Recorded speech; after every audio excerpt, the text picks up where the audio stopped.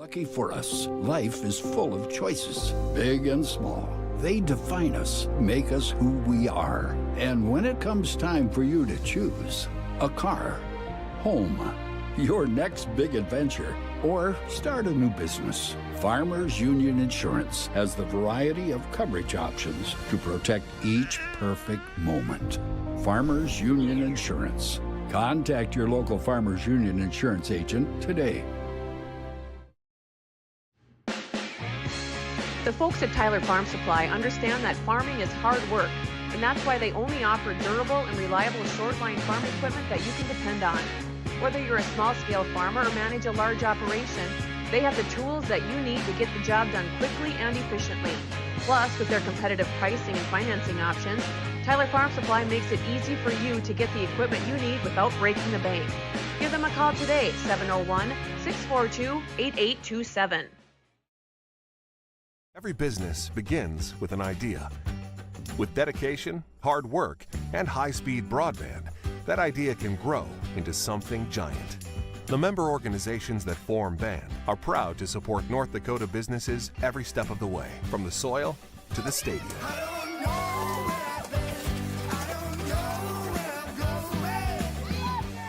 The Broadband Association of North Dakota, helping North Dakotans grow bright ideas into big business. There is. Abby Johnson with the home run, just about to straight away center field.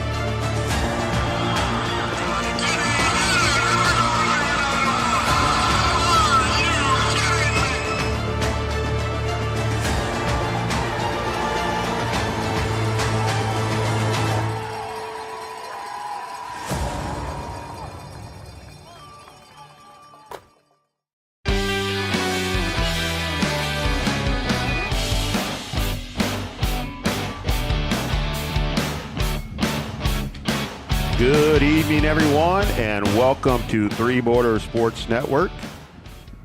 North Dakota High School football action, Friday Night Lights.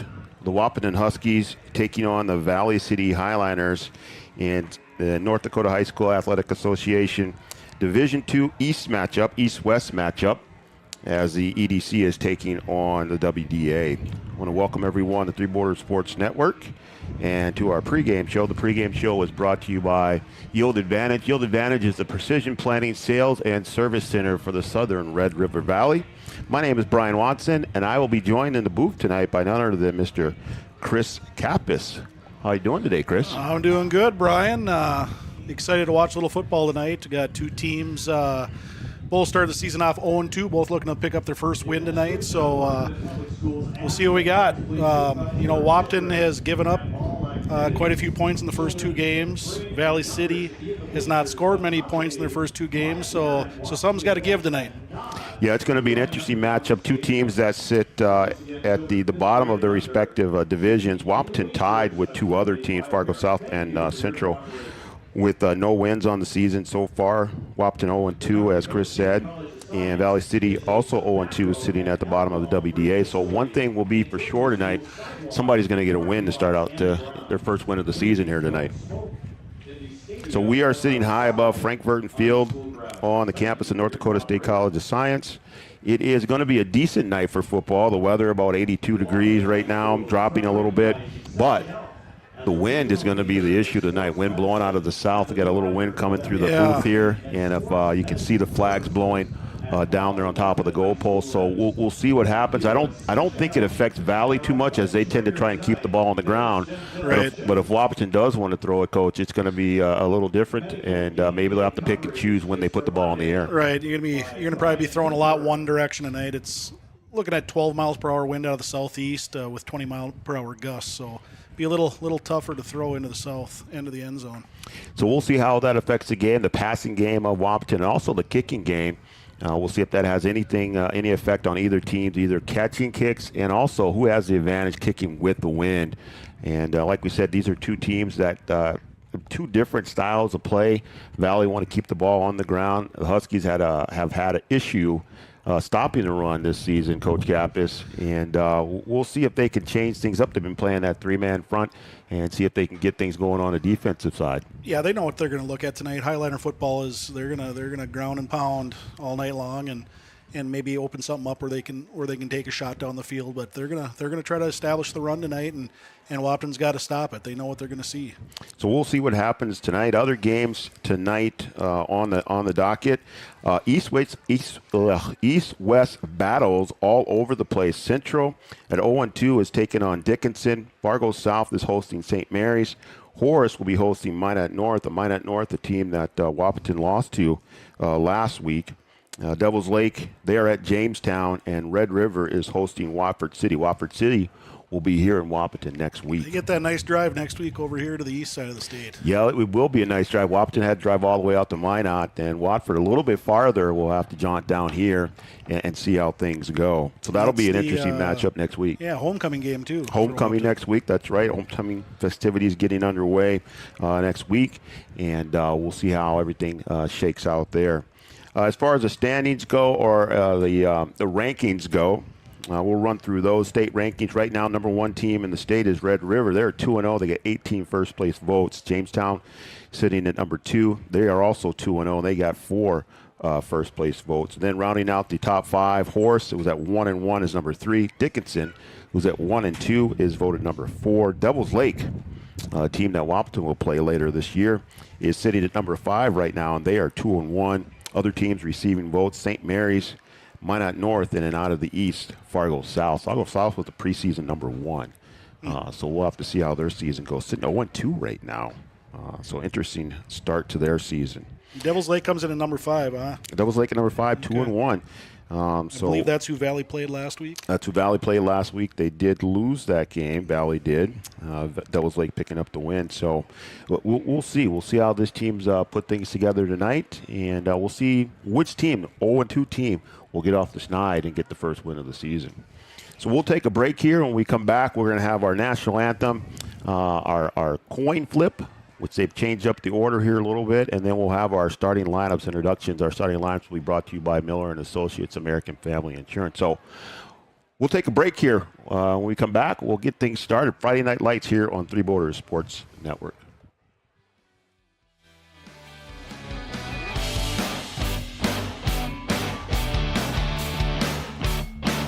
Off season for greatness. You do what it takes to stay in the game. And so do we. Our commitment is to keep you moving forward. Essentia Health Orthopedics and Sports Medicine. Like nowhere else. Wahpeton Deli and Eatery, serving delicious deli staples paired with great service and friendly staff. They use the best ingredients and provide a great atmosphere. If you have an office party or an at-home celebration, Wahpeton Deli and Eatery can help with your next event. And now you can order online for in-store pickup. Check it out at wahpetondeliandeatery.com or call 642-3639. With Motors in Wahpeton, we make sure that when you need a vehicle, we'll find the perfect one that matches your lifestyle and budget. Like the eye-catching Chevy Equinox, the powerful, always dependable Chevy Silverado, or the rugged, hard-working GMC Sierra. Since 1960, Smith Motors has provided an excellent automotive buying experience. From low-pressure sales to high-quality service, our customers always come first. Find your new Chevrolet or GMC today at Smith Motors. Small-town friendly, big-town deals.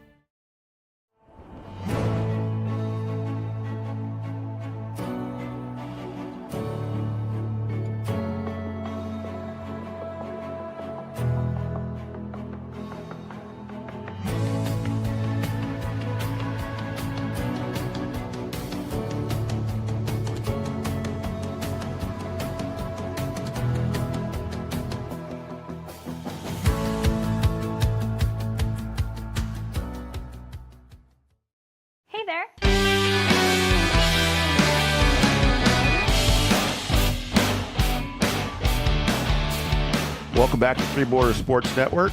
Brian Watson, Chris Kappas bringing you tonight's action right here on Three Borders Sports Network, and also those of you watching on Red River Communications Channel 28. Red River Communications helping bring you sports action on Three Borders Sports Network. We have our very own cable channel, and if you subscribe to Red River Communications, you can catch all the action on Three Borders Sports Network on Channel 28. So we appreciate those of you tuning in on YouTube and also out there on Red River Communications. So we are just about ready to get started with the pregame activities, and this is the wind down of our pregame show. Again, the pregame show is brought to you by Yield Advantage. Yield Advantage is the precision planting sales and service center for the southern Red River Valley, and we thank Yield Advantage for sponsoring our pregame show. And we're going to turn things over to our PA announcer. The PA announcer for tonight's game is Mr. Noel Eckroff, and he will get things started in a moment. Again, we'll have the national anthem, we'll have the coin flip, and then we will have the starting lineups. Starting lineups, again, brought to you by Miller & Associates, American Family Insurance.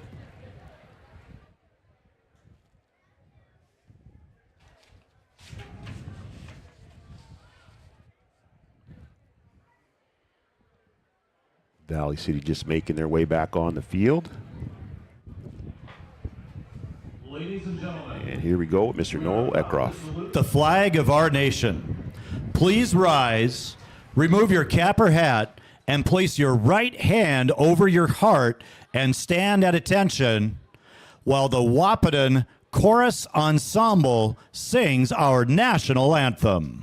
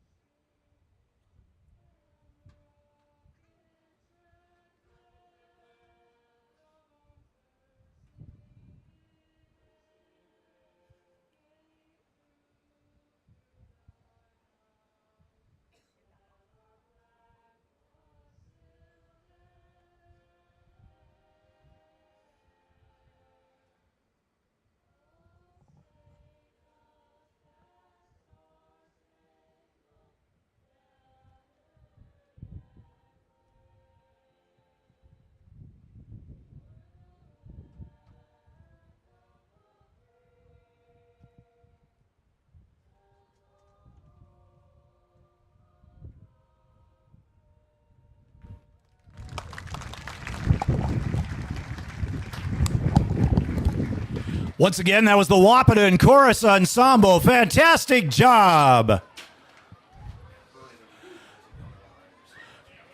Coming up next, the coin toss. At least that's what I've been told. I don't know. So we'll have the coin toss here, kind of a change-up of the order. Normally the coin toss is done before the national anthem, before the starting lineups, and it looks like the captains are making their way to midfield, and they will have the official coin toss. What do you think of that national anthem there? A nice national anthem. That was pretty good. Wahpeton Ensemble Choir. There's about 8 students out there singing. Yeah, they were down on the field. Normally we have one person up here, and they're up in the booth, and we mic them. And they were down on the field, tried to pick them up through the PA system, and they did a nice job down there. There was 2 of the football players were singing there, unless the fans dressed in full Husky uniforms tonight. Oh man, it's not Halloween yet. Not yet. So the captains are out there. You've got Bjorn Kubala, number 9, out there. Traden Malk, number 44. And number 66 is Owen Scovalt. And Jackson DeVries, number 13 for the Huskies out there. And Huskies it looks like won the toss and they defer. So the Huskies will defer. And they'll take the kick in the second half. And Valley City will receive. They'll take the win. There you go. And we'll move on to the starting lineups. And again, our starting lineups brought to you by Miller and Associates, American Family Insurance, offering home, life, business, and farm insurance for your needs. They'll finish up the official signals here. And we'll turn things back over to Mr. Noel Egroff for our starting lineups. See, they actually turned them around there. The Huskies will be kicking with the wind. Huskies will kick with the wind first. So we'll move on to our starting lineups. Fans, and welcome to tonight's East Region Class 2A Gridiron Classic. Featuring our guests on the scoreboard, the Valley City Highliners. And your hometown Wahpeton Huskies. The North Dakota High School Activities Association and the Eastern Dakota Conference encourage and promote good sportsmanship by student athletes, coaches, and spectators. We ask that you cheer for your team and be respectful of the opponent. High school athletes commit to fair play, responsibility, and respect. We invite you to support our efforts. And now it's time to meet the Valley City Highliner starting offense. We're going to begin tonight with the starting center, number 51, Owen Hunt.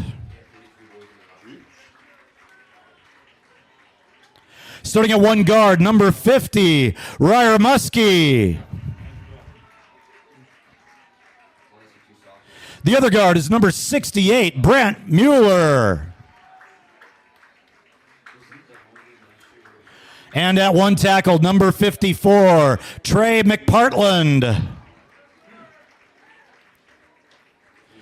The other tackle is number 63, Scott Rohde. And in the backfield for the Highliners, one wide receiver is number 7, Derek Shape. The other wide receiver is number 21, Jamison Muschler.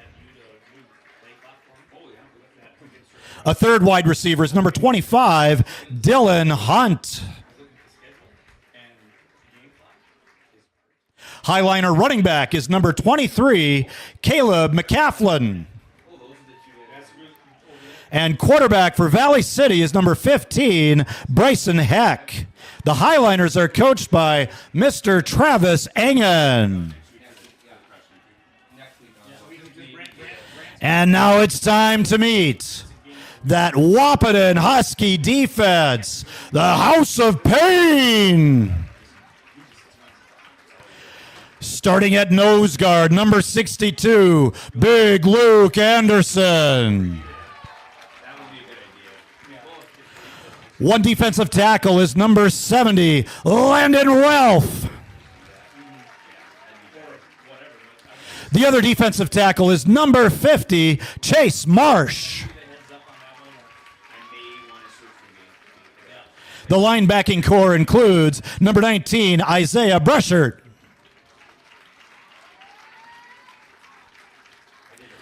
Also at linebacker, number 44, Trayton Mauk.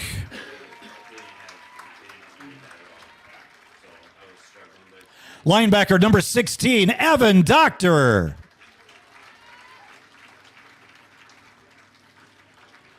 One more linebacker, number 28, Michael Peterson. The defensive backfield for the Huskies includes safety number 7, Jack Gilbertson.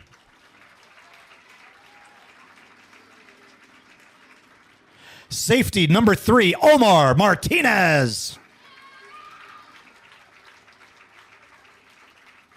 At one corner, number 10, Braden Steffens.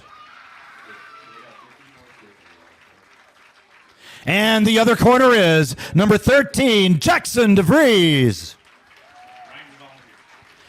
The Huskies are coached by Mr. Wade Gilbertson.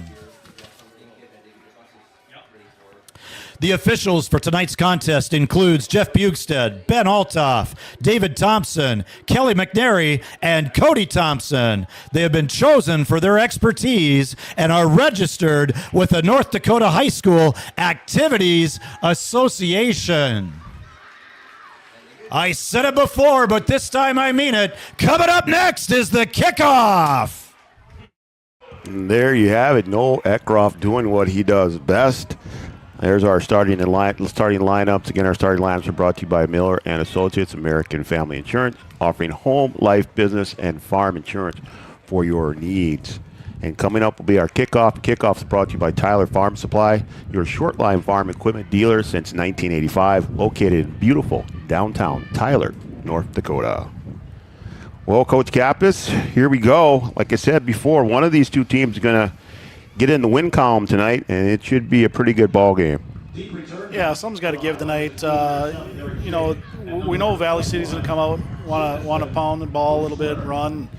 And I think Wahpeton's you got to get the ball in Trayton Moak's hand as much as possible tonight. He's the most explosive player. You got to be the fastest guy on the field. So I think they're going to do what they can do to get the ball in his hand tonight a little bit, and whether that's run or throw the ball. Yeah, I think that's going to be the key tonight, and we'll see what happens as the Huskies kick it deep, and that goes all the way out the end zone, and that'll be a touchback. And a good kick there. That was a good by James kick. Johnson. Might pick him up in fantasy football. James Johnson got the good showing off the big leg there. Also had the wind helping him out again. There's a gusty breeze blowing out of the south. And to start the game here, the Highliners will be going into the wind as they move left to right on the screen, and the Huskies will have the wind at their back. Huskies in their purple uniforms with white numbers trimmed in gold and the purple pants. Highliners in the white jerseys, blue pants and blue helmets with the blue numbers. So here we go, motion man. He'll hand it off to the back, and he'll scamper through the right side of the line. And that's going to be a big gain to start things off. And that's Caleb McClaffin with the big gain. Like the first one to get there, he's tackled by about 4 Huskies. It looked like the first one to get him was Trayton Moak. And that's what we talked about. The Huskies have got to be able to stop the run. They've had you can't be giving up 10, 12, 15 yards a carry. I mean, they're going to need to step up and plug them holes a little bit. So the Highliners will go under center here. It's Heck under center, number 15. Single back with 2 wide. And they'll hand it off again right up the middle. And that's going to be McClaffin again. And a short game this time off the left side. And Trayton Moak on the tackle again. Yeah, a little better there. He fell forward, ended up getting about 4 yards, but they filled a lot better on that play. So we'll see if they can settle down. It's going to be 2nd and about 7. Highliners had a big play to start off the game, and the Huskies able to stop a short gain. Still a decent gain there, gain of 3 yards. It'll be 2nd and 7. And they'll go under center again. Heck under center. The back is McClaffin. And we might have an issue here as the lights just went off. I hope that they just flipped those off and they didn't go. McClaffin will roll right and had the receiver open across the middle there. That was number 25. Late flag come down there. Dylan Hunt open across the middle, little crossing route. And there's a flag in the secondary. Late flag on the other side of the field. And again, the lights went out here. And that could be an issue if they're not able. Receiver downfield. So a miscue there by the Highliners. They're going to get backed up here. Guess you're kind of hard to hear. When you put that a little bit closer to your mouth there. And we'll turn. How are we doing now? There we go. We'll turn you up a little bit too.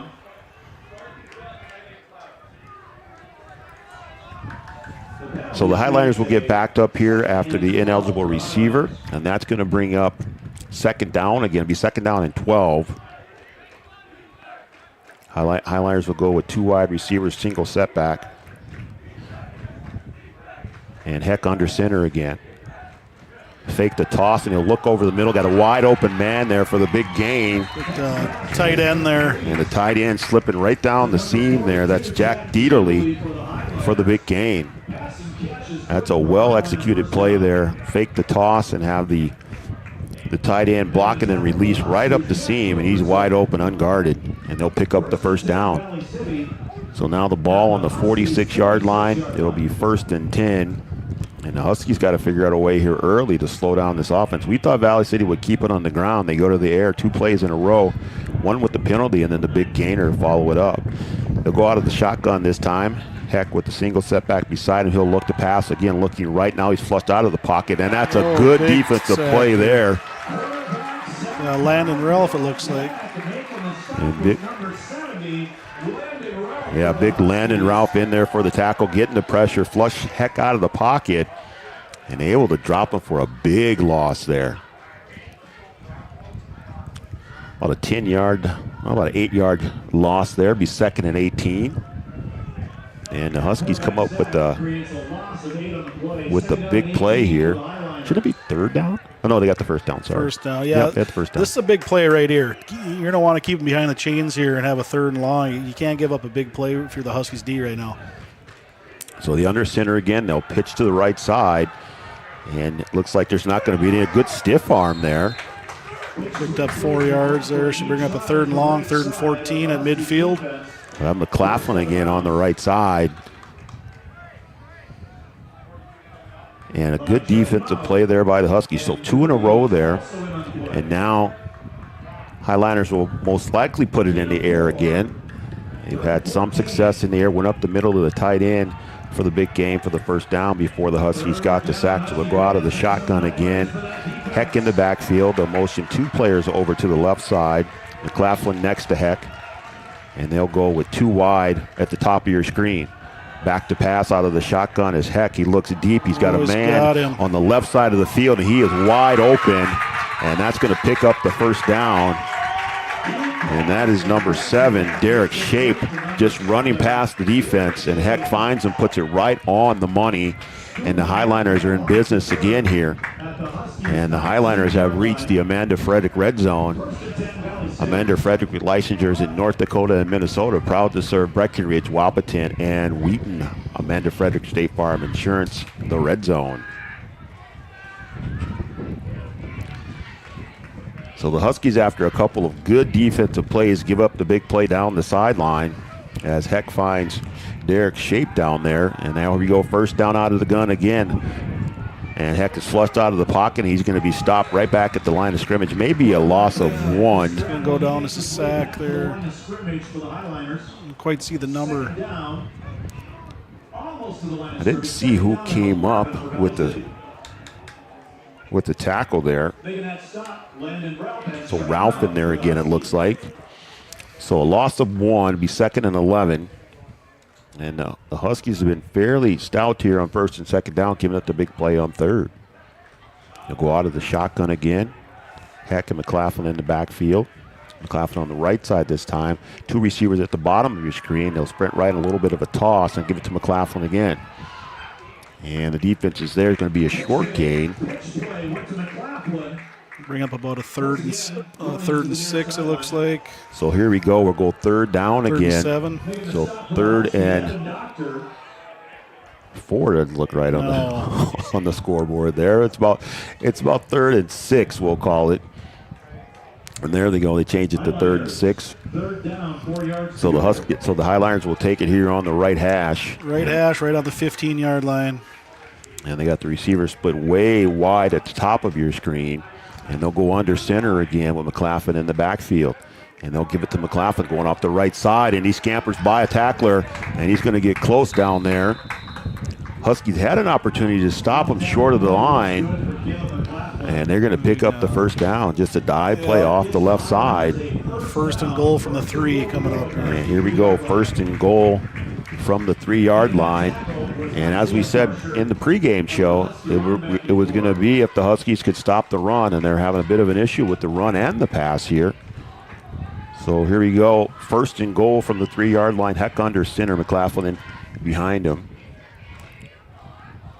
They'll give it to McLaughlin again, and he's met at the line of scrimmage, behind the line of scrimmage by a host of Huskies, and they'll bring him down. That's going to be a loss of about 1. I couldn't see who the first one in there was. If that was potentially Chase Marsh. Somebody got in the backfield and kind of blew that up from the get-go. Didn't get the tackle right away, but he blew that play up. No, there were 3 Huskies there right away. And a good stop there on first down. Single setback. Heck will go under center again with 3 wide receivers. Sorry, double tight end. Receivers at top and bottom. Play action here. And they'll get to a fade pattern out to Dieterle. And he's going to catch that right in the corner of the end zone. That was a good ball by Heck there. Good touch on that. And you got the big guy out there. You might as well throw it up to 6'5", 220. Jack Dieterle scores the first touchdown of the game with 5:30 to go here in the first quarter.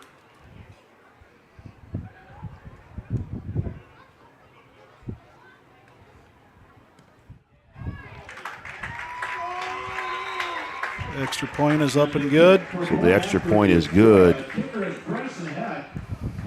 And Heck is the kicker. He puts that one through. So the Highlanders take the lead 7-0 on the pass play from Heck to Dieterle. And the Huskies will have to see if they can regroup here after the kickoff. And, Coach, we had talked about, being able to stop the run. The Highlanders able to mix in the pass there on that first drive. And they take her all the way down the field. A long possession there, leaving 5:30 for the Huskies here in the first quarter. They had a couple nice pass plays. That 3rd and 14 was a big play for Valley City and a backbreaker for the Huskies. And we talked about pregame is. There's a lot of ball game left here, but Wahpeton's going to have to adjust. They're going to have to, at some point, they're going to have to come up with some stops here. Valley coming into this game, 2 games, they've scored 12 points all season. In the first drive, they marched down the field and get in the end zone. So they're going to have to adjust and start stopping the other team a little bit. It's going to be a short kick here, taken by the up back, and he'll down it right away. And Landon Ralph fielded the kick there, decided to take a knee there. I don't see him run somebody over there. Use that size, that 6'2", 225, get that freight train going. Yeah, head of steam going there.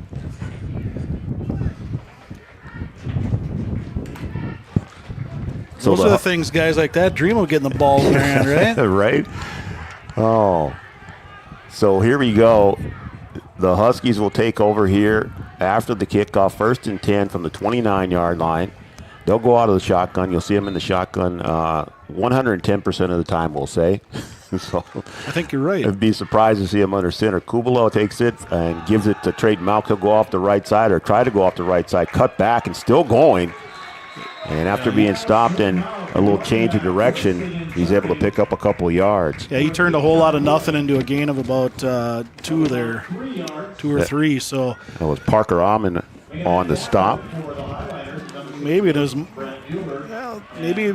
even as much as 4. We'll go out of the shotgun again. 2 at the bottom of your screen, 1 at the top, with Malk in the backfield. Changing up the call. He'll get a shift here. Malk will move to the right. Still in the shotgun. Long count. They'll give it to Malk again. He goes up the middle and gets bunched up right at the line of scrimmage and not able to shake this time. Still pick up a couple yards, maybe 1 as he falls forward. That was a high snap there. Bjorn did a good job getting his hand on that thing. I know we talk about Bjorn has big hands, and he needed them there. All of them there to get his hand on that. But something just like that, it disrupts the whole timing of a play. So you got to be clean on everything. And that's one thing the Huskies will have to do: have to take care of the football and limit the mistakes here. Parker Amon again on the stop on that last play. Huskies again in the shotgun. Malk in the backfield next to Kubala. He'll drop back this time, look down the field, he'll look right, and that's a high throw. And looking for Jackson DeVries over there on the right side, and just a high throw. He had him there, just overshot him a little bit. That would have been a big conversion for the Huskies. Yeah, that would have been a big gain there. After that drive and Valley City scoring right away, that's one thing he certainly didn't want. Coach Gilbertson, I'm sure, didn't want there. You don't want to come out and go 3-0 and have to punt the ball right back to him. So the Huskies will line up in punt formation. Punt formation. I would say with Kubala back there, they are going to punt it. So turn it over on downs, and he should get. He had some pressure there. And that ball goes straight in the air, takes a Husky bounce and rolls a little bit, and they want it to roll a little bit more before they down it, and they'll down it at about the 39-yard line.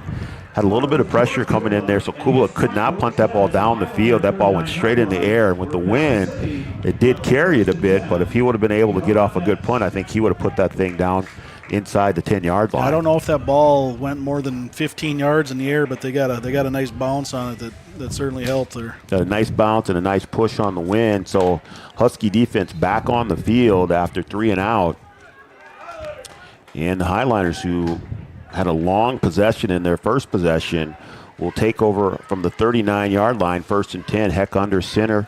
McLaughlin in the backfield. Why not go back to it? Goes off in between the guard and the tackle, and a big gain again on 1st down. That's 11-yard pop there. You've heard of 3 yards in a cloud of dust. That was 11 yards in a cloud of dust. That's more than Leroy Horde would have got him, I'll tell you that. Leroy Horde will get you 3 yards if you need 3. You need a yard, he'll get you 3. You need 5 yards, he'll get you 3. He'll get you 3. There you go. All right, the Highliners moving the ball here in the first quarter. Heck under center again. McLaughlin in the backfield. 2 wide receivers at top and bottom. They'll give it to him on a little stretch play. He'll go up the middle. I think he cut that back on his own. A little counter play in the backfield. A little counter stretch. Good play there. Evan Doctor, I believe, come around that edge there and got a hold of him in the backfield. So Doctor on the tackle.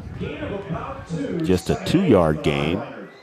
And the Huskies have had their moments here, just not have been able to string them together for 3 downs in a row. Yeah, 2-yard gain, you got to be happy with that. Those are the first down. You keep them behind the chains a little bit, and step up again here on 2nd down and make that 3rd down a little bit longer. Heck under center again, 2nd down and 8, a little toss play to the outside, and the Huskies get penetration in the backfield, and they string him out, and he gets about a yard there, maybe 2, as he's strung all the way out to the sideline. Then McLaughlin again. Hunter Belke got into the backfield there, had a chance to really make a big play defensively for a loss, and stiffed arm a little bit, and I think ended up picking up a yard. And there's been a couple of plays where the Huskies have been in the backfield and just haven't been able to make that tackle. Landon Ralph did get the sack, but there's been a couple more opportunities there, and we'll see if they can capitalize on those as the game goes on. So Heck under center again, single setback, he'll fake and roll left. A little bit of pressure there from Doctor, and that ball thrown into the dirt. So a good defensive stop there by the Huskies on the rollout. See what Valley C is going to do here on a 4th and 7 on their 47-yard line. Right now it looks like they're going to line up to go for it. I think, given what the defense has done with what the Huskies going 3 and out, I think you do go for it here, and you've been able to make the big play a couple times on your first possession. They are against the wind here. They may try to draw them off, so they're backing up into punt formation now. Going to get a now. quick kick here. So Heck will back up, and I think it's going to be a quick kick, and that's what it is. It's to the right side, and Mauk will just let it go, and it takes a favorable bounce for the Huskies. It goes out of bounds. 18. And that's going to go out of bounds at the 17-yard line. And so the Huskies do get the stop after giving up the touchdown on the first possession by the Highliners. So the defense holds, and now we'll see if the Huskies can get things going here with 2:27 to go in the first. Huskies on their first possession went 3 and out. And they'll go with 4 wide receivers with 3 at the top of your screen and 1 at the bottom. Mauk in the backfield. High snap Another high again. snap. And he gets that just to the slot receiver, and he's going to be dropped right away. Things like that disrupt the whole timing of the play. Yeah, that's a timing play there, and you've got to have everything perfect. And they'll lose 2 yards on that play. That's a little pass to the slot to Jackson DeVries and just not able to pick up anything. So they'll bring up 2nd and 12 now. Ball on the 15-yard line. 2 minutes to go here in the first quarter. Valley City leading the Huskies 7-0. Kubala in the shotgun. Another little high snap. This time they hand it off to Mauk up the middle. He'll scamper for a couple. And he'll get past the original line of scrimmage and pick up a couple yards. That's going to bring up third and long here, 3rd and 8. But this is a big drive here for the Huskies. Even if they don't score, to get a first down or two, they need to flip the field a little bit here. Otherwise, Valley City's going to take over again in good field position. So I'd like to see them pick up a couple first downs in this drive. See if they can pick up this first down. 3rd and 8, ball on the 19-yard line. That's a good snap this time. Kubala will drop back, but there's pressure. He's flushed to the right. Come back to the ball. And now he's going to have to take off. And almost got there, and then he drops the ball. I thought he was down. The ball did pop out. Yeah, they're calling him down. So he's going to be down. Got close to the first down marker. So a decision here. You are deep in Highliner territory. Yeah, I think this is a no-brainer. You got to punt it away. You don't convert. You're giving them the ball on the 25-yard line. So 22 on the shot clock. So they will have to snap the ball here. 39 seconds to go in the quarter. And we'll see if they snap it or try and draw him off. Hard count. But Mauk's back there. He's going to run. And he's going to kick it. And that ball, I thought his knee was down there. That ball taken by the Highliners and moved up the field. A big hit there. You got it back to almost midfield. Looks probably spotted at the 49. That's Derek Shape on the return for the Highliners. Huskies in decent coverage there. So the Highliners will take over here with just 17 seconds remaining in the first quarter before we flip the field, and then the Highliners will have the win at their back. The returner did a good job there. I don't think he got the best read on that ball, and he caught the ball low off the ground and did a good job keeping his knee off the ground so he wouldn't be called down. Ended up picking up about 10 yards because of it. Highliners show 4 wide, and then they'll go back to a 3 wide receiver set. And they'll hand it off to McLaughlin. And McLaughlin up the middle. Looks like that'll be the last play of the first quarter. That's going to be the last play of the first quarter as time runs down here. So both teams will take a break, and we'll also take a break, and we'll come back on Three Borders Sports Network with the second quarter. The Valley City Highliners 7 and the Wahpeton Huskies 0. We'll be back on Three Borders Sports Network in a moment right after this.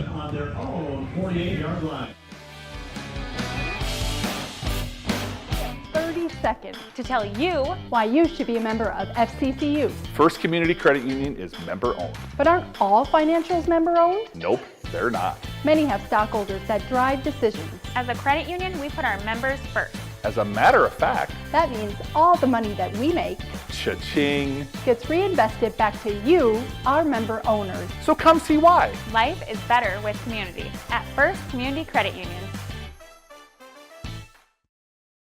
Yield Advantage is proud to support our local Twin Town teams. They'd like to remind farmers that the Yield Advantage team is ready to help you get the W next planting season. They can help get your equipment in game shape with upgrades large and small. Yield Advantage is your local precision planting premier dealer.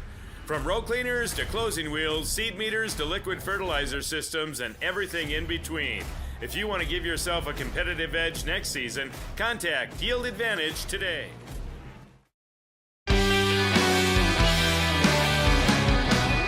Welcome back to Three Borders Sports Network. Brian Watson, Chris Kappas bring you tonight's action. Valley City Highliners visiting the Wahpeton Huskies, and Highliners have the lead here as we start the second quarter. Heck, a little pass in front to Shape. Good play over there. Looks like Trayton Mauk. And Shape gets strung out there by Mauk, and another good defensive play by the Huskies. So the Huskies starting to put things together a little bit here. We'll see if the game plan changes a little bit here for the Highliners with the wind at their back. Ended up being a loss of 1 on that play. The jet came through. It's a play you see a lot in the NFL, especially with guys like Tyreek Hill. He comes through, the snap is to the quarterback, and he just kind of taps it to the jet coming by. And Trayton stepped up, made a nice play on that. So we'll go 4 wide receivers and back to the shotgun. This is Heck in the gun with McLaughlin behind him or beside him. And they're going to put the ball in the air. He looks left, and he's got a man deep here, and that one just overthrown. And just over the outstretched arms of Corbin Powell. It's a good ball. I mean, Heck's got a big arm. He threw from that right hash at about the 45 and got to the 10 through the air across that field. That's got almost 55 yards in the air. Yeah, he's got a big arm. The wind is behind him, but he threw one into the wind and threw one into the wind in the first quarter. They're going to line up here again, just past midfield now. He's going to drop back, and you got to watch her fake out of this for sure. 4th and 9, and there he goes, a little running rugby-style kick, and that one's going to go deep, and that's going to go back into the end zone. And another stop and a turnover on down for the Huskies. So the defense comes up again. And it looks like the Huskies may have righted the ship on the defensive side. And now let's see if they can get things going on the offensive end. Yeah, the last 2 possessions defensively, I thought they've done real well. The Valley City's first play of their second possession, they had 11-yard carry. And after that, defense kind of buckled it in a little bit here, though. So the Huskies will take over here. They got to move the ball here a little bit, though. I believe Wahpeton hasn't picked up a first down yet offensively. It'll be 1st and 10 from the 20, and they give it to Malk, and Malk will scamper outside. If he can get a little room, it can be dangerous, and he gets all the way out to the sideline before he picks up the first down. Sorry, he does pick up the first down. Stop for Valley City, number 7, Derek Shea. I got to do a little couple housekeeping things here. Normally I can do these off the air. And I'll get settled here in a second. As the Huskies will take over 1st and 10 here as they pick up their first down of the game. Out of the shotgun again, 3 receivers at the bottom. And Malk in the backfield. Fake to Malk, and they'll get it outside to Steffens. He'll carry to the right side. And he gets past the receivers. And that's Jackson DeVries on the reception. And he'll pick up another first down. So the passing game going now. Couple chunk plays there for the Huskies. 2 plays like that pick up about 25 yards. So the Huskies able to move the ball into the wind here. Here comes your 1st and 10 play. Huskies ball on their own 47.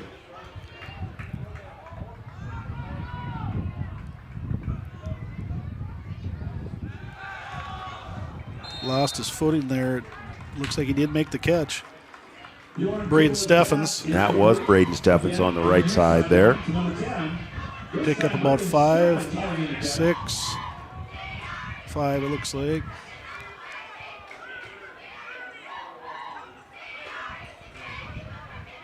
That completion brings up 2nd and 5. All right, here we go. All right, so Kubala in the shotgun again. This will be Jack Gilbertson in motion there. And he'll look to the right side and throw it out quick to Steffens again. And he'll pick up about 3 there as he'll get to the 45-yard line of the Highliners. And Barton on the tackle. So it'll be 3rd down and 2 here. I think Bjorn likes what he's seeing there. 2 plays in a row where Steffens ran about a 3-4 yard hitch, and they're giving him a 5-6 yard cushion, so they say we'll take 3-4 yards a pop every time. And Bjorn does have the go ahead to audible out of things, and if he sees something that he likes, Coach Gilbertson has given him the green light to change things up. So we've got a timeout on the field, and our timeouts are brought to you by Carlson Family Insurance, located on 2nd Avenue in downtown Wahpeton. Carlson Family Insurance works for the customers, not the companies. Customer service and satisfaction is their #1 goal. So we'll take a break, and we'll be back in 30 seconds right here on Three Borders Sports Network.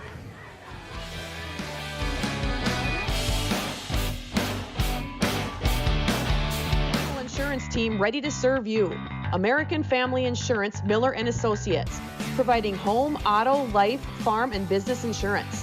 As residents of your community, they understand how important it is to be there for you, their trusted friends and neighbors. Together, they're building strong partnerships that help everyone succeed. American Family Insurance, Miller & Associates, a proud supporter of high school athletics.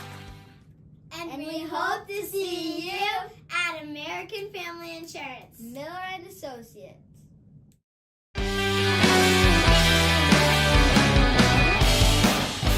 Welcome back to Three Borders Sports Network. Brian Watson, Chris Kappas, high above Frankfurt Field on the campus of NDSCS right here in Wahpeton. Valley took that timeout, give their defense a little breather after, Wahpeton's strung together a couple first downs and looking at a 3rd and short here. So 9:34 to go here in the second. They'll give it to Malk. He'll go right up the middle. He's going to pick up the first down.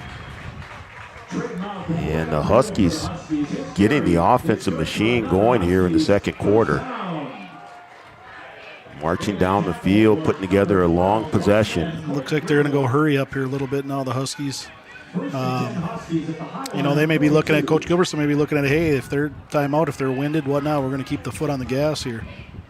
So Steffen's at the bottom of your screen. Got Jack Gilbertson out there, 3 at the top, and they'll give it to Malk again, and he'll just find a hole, make a hole on his own. And he's brought down by 2 Highliners. The other thing for the Huskies, they're moving the ball a little bit, so you got that momentum going, get a good tempo going, keep rolling with it. He's brought down by McLaughlin. And the Huskies will stay in the hurry up. We'll call it more of a no huddle than a hurry up.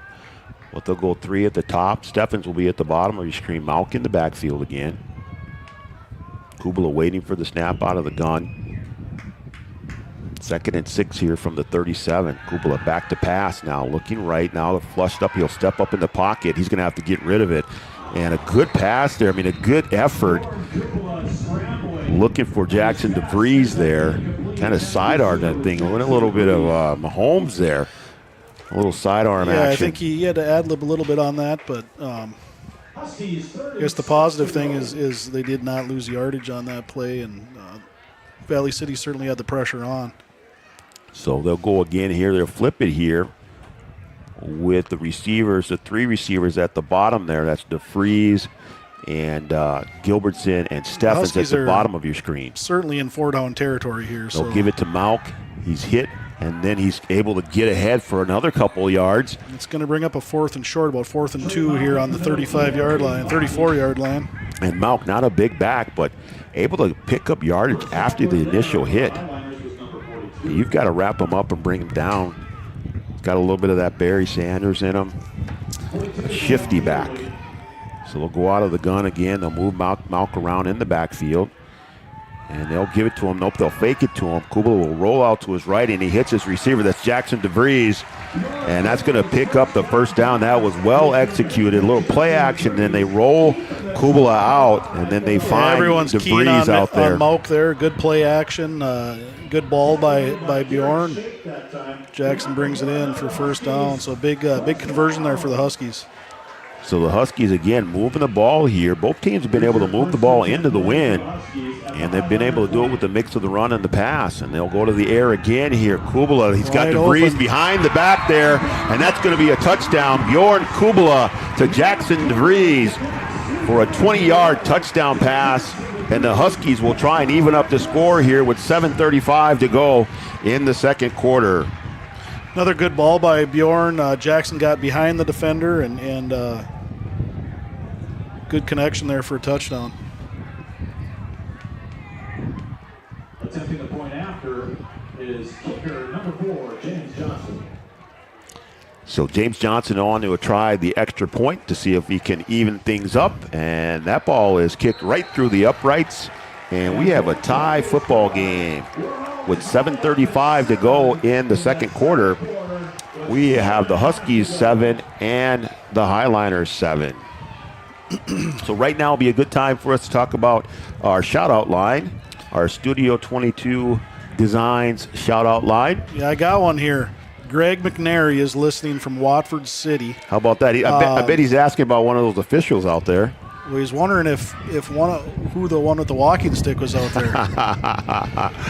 Oh my! Studio Designs shout out line, women's boutique clothing, gifts, and custom shirts. They're open late on Wednesday nights. Hey, Greg says Red River's out in Watford City. He's leading Watford City 28-0 at halftime, and like we mentioned earlier, Watford City will be coming over here next week for homecoming. So you can text us at 701-428-2415, and you can tell us who you're cheering for, and we will give you a shout-out. Even if you are watching from Valley City, we will give you a shout-out here in our Studio 22 Design shout-out line, 701-428-2415. So the Huskies will kick off here after the 20-yard touchdown pass from Bjorn Kubala to Jackson DeVries. And Johnson will give a little pooch kick to the side. Gotta stay in bounds. And it goes out of bounds. That was close there as Shape caught that. There's that ref I think we were just talking about. Sorry, that was Amon who picked that ball up after it went out of bounds. I didn't see it hit the ground. Well, I don't think he did either. So they're having a discussion over there about what they're going to do. And they're saying, well, he caught the ball, so did he catch it and take it out of bounds, or did he pick up the flag? They're waving it out, picking the flag up. They are. So the call is that he caught the ball and then took it out of bounds rather than catching it out of bounds. So the Highliners will have it right there at the 23-yard line, we'll call it. You know, I really enjoy seeing when the refs, I mean, they have to make a call there, but when they get together and talk about it and get it right, that's, you know, as a coach, you got to appreciate that. Yeah, there's nothing wrong with the call, you know, or if you think it's wrong or whatever, but just get together and make the call that you want to make, and then you move on. So Connor Ralph is watching Landon Ralph. Go get them sacks, he says. Go Dogs.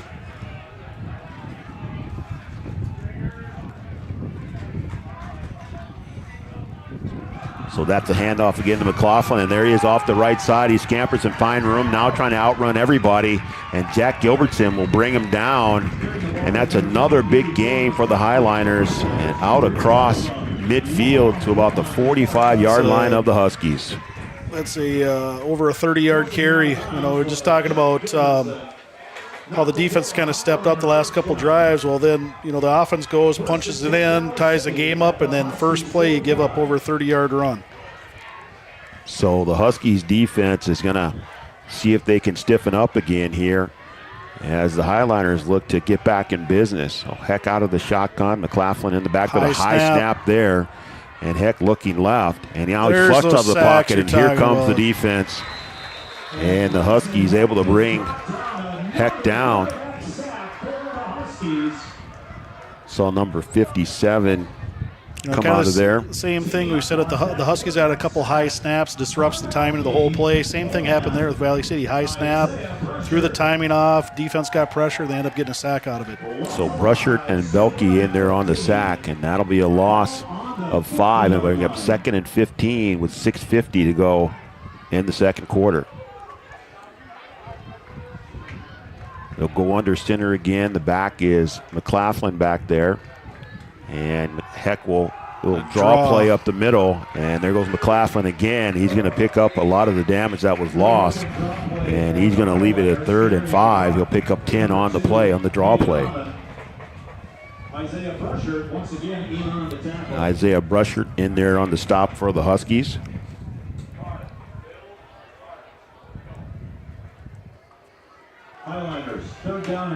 So it'll be 3rd and 5 for the Highliners here.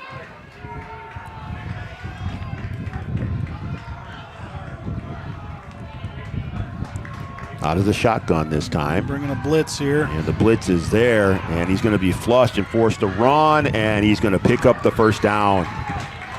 So he was flushed out of the pocket by Owen Scobalt there. And Heck able to get all the way up close to the first down marker, and they're going to give him the first down. So the Huskies had themselves in a good position where they could try and force a first down play again, but Heck picks it up with his legs. They scrambled. Heck got outside there, got a few yards, and Wahpeton still had a chance to stop him, probably 2 yards short of the first down, but the defenders didn't come to the ball and get him. They let him come to them. So Bryson Heck doing a good job with his legs there, improvising and picking up the first down for the Highliners. He'll go under center here, and he'll give it to McLaughlin again, the second guy out of the eye. And just off tackle again, and McLaughlin just able to pick up yards. That might have been Caden Amon on that carry, sorry. I don't know about you, but I'm having a heck of a time seeing those numbers up there. Yeah, we are high above, as we said before, and I always give Joe a hard time when he's doing play-by-play, but I have to stop doing that.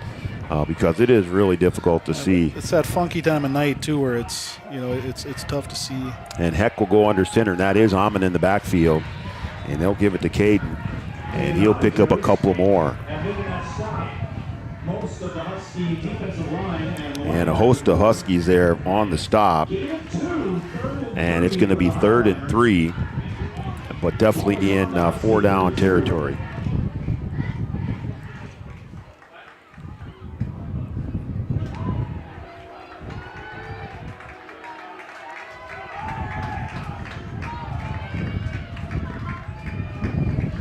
So here we go, 3rd and 3 for the Highlanders. Little pitch to the left side, and a big hole out there, and the Highlighters are going to pick up the first down. And that's Amon again on the carry. And Caden Amon will pick up the first down on the pitch around the left side. Just a little toss play. There's a flag on the play. And there is a flag down. And let's see if this holds. Are we going to have first down, or are we going to back them up for 3rd and long? That's a holding play. Holding on the offense. Yep, and that's going to be a hold on the Highliners, so they'll back them up here. So that one from the spot. So that'll put the Highliners in 3rd and long. Here looks like it'll be 3rd and 12. Well, the Huskies catch a break there. This is a big play now because they're going to be in 4-down territory, especially going with the wind with 4 minutes left in the half. They're going to want to keep them behind the chains. They're not going to want to give up much more than 3-4 yards here defensively. So here we go, 3rd and 12, 3:50 to go in the second. Heck under center this time. And another pitch. They got McLaughlin back there. It looks like they either Heck or McLaughlin went the wrong way. Right, and he got back to the line of scrimmage, so they're going to bring up a 4th and 12. So do you go 4-down territory here, or do you try just a little pooch kick to try and I tell you what, to pin them down there? Not gaining any yards in a 7-7 ball game with, it's going to be close to 3 minutes left in the half, and Wahpeton going against the wind. Personally, I try to pooch them and pin them inside the 10. So let's see, they line up here in the shotgun, or under center, sorry, with McLaughlin in the backfield. Trying to let's draw see if them off. They're not going to snap it here, No. I don't think. They're going to try and draw them, they and they do snap it. And it almost looked like a busted play again. Heck runs He right, got and that picked ball's going to be off. picked off. Down the left side there, that ball is picked off by Jack Gilbertson, and it's as good as a punt. But the Huskies will be in business here with 2:54 to go in the second quarter. And remember, the Huskies do get the ball to start the second half. So Jack Gilbertson with the big play on the interception. Yeah, big play by Jack there. The freshman coming up big there. Heck was rolling right, had a man open, and Jack read it perfectly and came over and just stole it. Yeah, I don't know if I agree with that play call there. I don't think in a 7-7 game, like I said, with 3 minutes to go, I think you got to play field position, play it smart. So the Huskies will take over here. They'll have 1st and 10 from the 40, and they'll give it to Mauk as he goes up the middle. He'll pick up a couple. And Dieterle in there on the tackle as he gets up from the pile. And Rhodey was also in there. So here they go out of the no huddle again, trying to keep that Highlander defense off balance. Kubala in the shotgun with Mauk beside him. They'll fake the Mauk and send it out to the sideline. And that's Jack Gilbertson out there, I believe. And he'll get near the first down marker. And that's going to bring up about 2 yards to go here. So 3rd and 2 from the 48-yard line. Down to 2 minutes and a half. Huskies still have 3 timeouts. They might take one here. Burn one here. So there is a timeout on the field. So the Huskies take the timeout, and we'll take a timeout in a 7-7 ball game with 1:56 to go in the second quarter. This looks like it's a referee timeout. A referee timeout? Hold on a second here. The officials are discussing something. Thought they gave the timeout signal here, but no. And looks like we're going to line it up here. Going to get some sort of an explanation here, it looks like.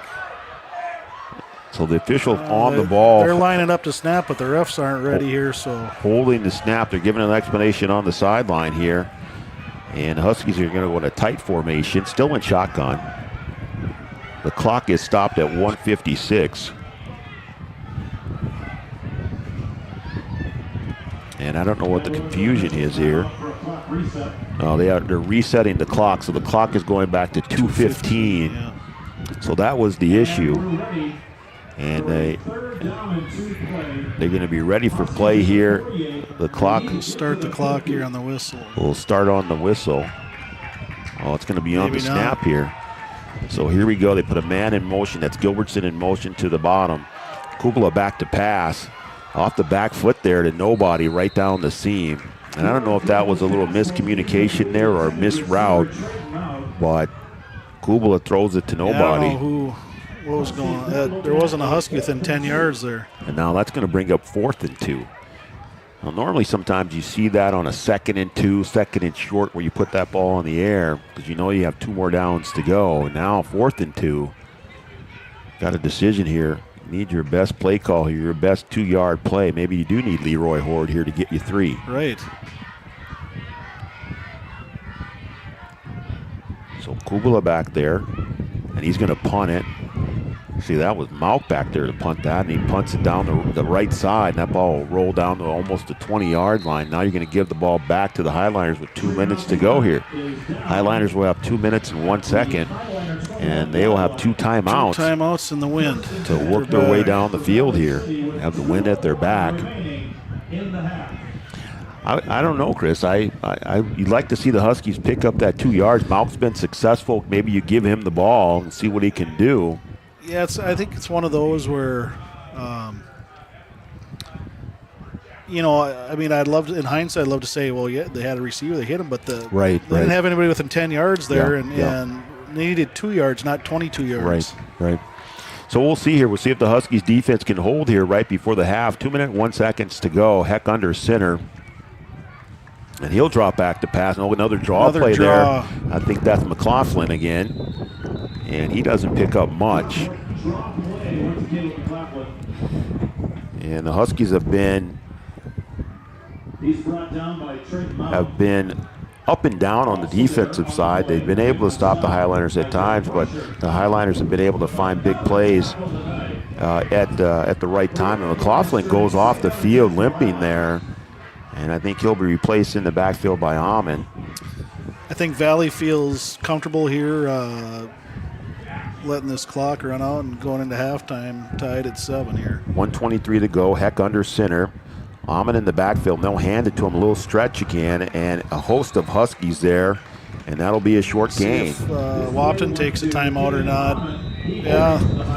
Omar Martinez getting off the pile. If they hold him here, you got a chance to get that ball back and get a big return on the punt and get a chance to put some more points on the board before half. So if they can get the stop here, things will go their way. At least give another opportunity to get in the end zone here. 1:12 to go in the second quarter. Is a timeout on the field. We'll take a quick timeout. We'll be back right here on Three Border Sports Network. 1941, Minn Kota Ag Products has been helping farmers with their agricultural needs. The farming industry has expanded at great lengths, and Minn Kota Ag Products is there to provide farmers with their entire chemical, fertilizer, seed, and grain elevator needs. They also offer deep band tillage, chemical application, and fertilizer application, just to name a few. For market access at your fingertips and information essential to your farm operation, download the Minn Kota Ag Products app. Minn Kota Ag Products, proud to be a partner in your farm operation since 1941.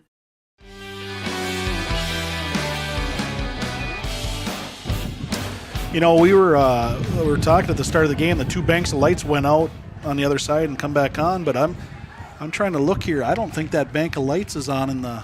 I don't think on the southwest side here of the field. It is dark in this corner. I think you're right. The bank on the southwest side. So that would be the bottom right of the screen, right where the players are. There's a bank of lights right there at the 20-yard line. And I don't think that bank is on. The other 3 are on, and it makes it really dark at that end of the field. So here come the Highliners at 1:12 left, a big 3rd down and 10 play. Heck to the right side, and that ball is caught in the seam there as the receiver goes down. And that was caught by Colton Grable. And Grable will pick up the 1st down on the big play, and that's kind of been the MO of the Highliners. They've been able to convert on 3rd and long. Convert on 3rd and long. And the Huskies have not been able to get the big stop when they need it.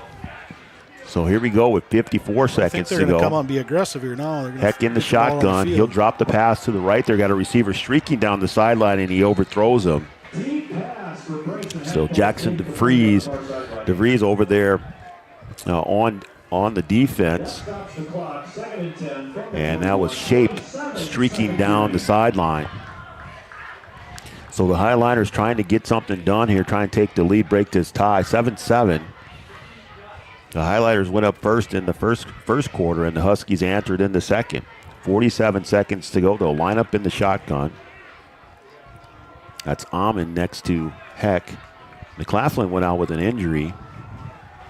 And Heck will drop back to pass. He'll look left, and now he'll throw right and has a receiver down the middle of the field, and he overthrows him again. And getting behind the defense there was Corbin Powell, and Heck overthrew him. That wind behind him, tough to find him. He's got a heck of an arm. I was waiting. I was wondering how long it was going to happen, and I don't know if it was going to be you or me, and I'll let you have the honors there. Yeah, he can get her down the field. So here we go, 3rd and 10 again. They picked up the 1st down and a 3rd down and long right before this, so 40 seconds to go. Heck again in the shotgun with Amon at his left side. Back to pass. He'll roll left, and now he'll throw. And it had the receiver there, and it dropped it.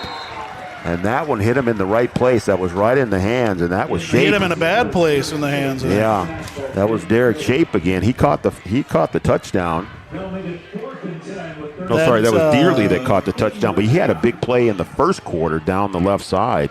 You know, the Huskies get bailed out there getting 3rd and 10. I mean, he dropped a dime right in his hands. He should have been caught, and they would have give up another long 3rd down there. So now you've got 32 seconds to go. It's 4th down and 10, and I think you're going to get a punt here. Well, I can't believe they're going to punt it so Mau can return it at all. He does have the wind at his back, and they're just going to punt this thing out of bounds. And Mau's going to get that. He fair caught it. So that's Braden Steffens back there, not Mau. And so Steffens with the fair catch. That'll leave the Huskies 27 seconds here. They do have 2 timeouts.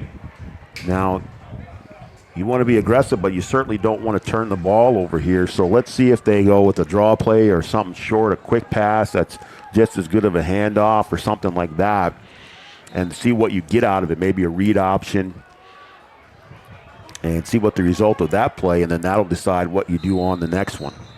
Right. There's going to be a timeout here. You're down in your own 20-yard line with not a lot of time. You got to be somewhat conservative here. See if somebody can bust a big one. Then you got a little time to, then you got a couple timeouts. Clock will stop, with the 1st down, all that good stuff. But you don't want to do anything too risky here. So the Highliners will take a timeout. That'll give us a chance to thank some of our sponsors. Again, our pregame sponsor was Yield Advantage. Our starting lineups are brought to you by Miller & Associates, American Family Insurance. Our first kickoff brought to you by Tyler Farm Supply, located down there in Tyler, North Dakota. Our Red Zone sponsor is Amanda Frederick, State Farm Insurance. She's bringing you our Red Zone. Halftime will be brought to you by OSPTI. And our scoreboard sponsor, as usual, is Farmers Union Insurance and Kyle DeVries. And then we mentioned before our Studio 22 Design shout-out line. And you can give us a text if you want to at 701-428-2415, and we'll give you a shout-out. And that timeout was brought to you by Carlson Family Insurance. So here we go, 27 seconds. The Huskies will see what they come up with here. And again, I think it's going to be something conservative, but then you'll see what you do after. It's a quick out. There it is. And that's DeVries or Doctor. He's going to go down the right side, and that's Jackson DeVries. And there's the big play, and that's what I was talking about, Coach. Something quick, something short, and see what you get. Exactly what we're saying. It was a conservative play and turned into a big chunk play. And now they can get aggressive here. And now here you go. You still have 2 timeouts, 17 seconds to go. You're going into the dark end of the field. And after that first down, the clock stops. And here we go. He went out of bounds. So. Kubala in the shotgun. And they're going to be a timeout here again. Yep. And I think the highlighters are going to take a timeout. The clock didn't start there because he went out of bounds. So. Oh, sorry, he did go out of bounds there. And so on this timeout brought to you by Carlson Family Insurance, located on 2nd Avenue in downtown Wahpeton. Carlson Family Insurance works for the customers, not the companies. Customer service and satisfaction is their #1 goal. And we'll be back in a short second right after this.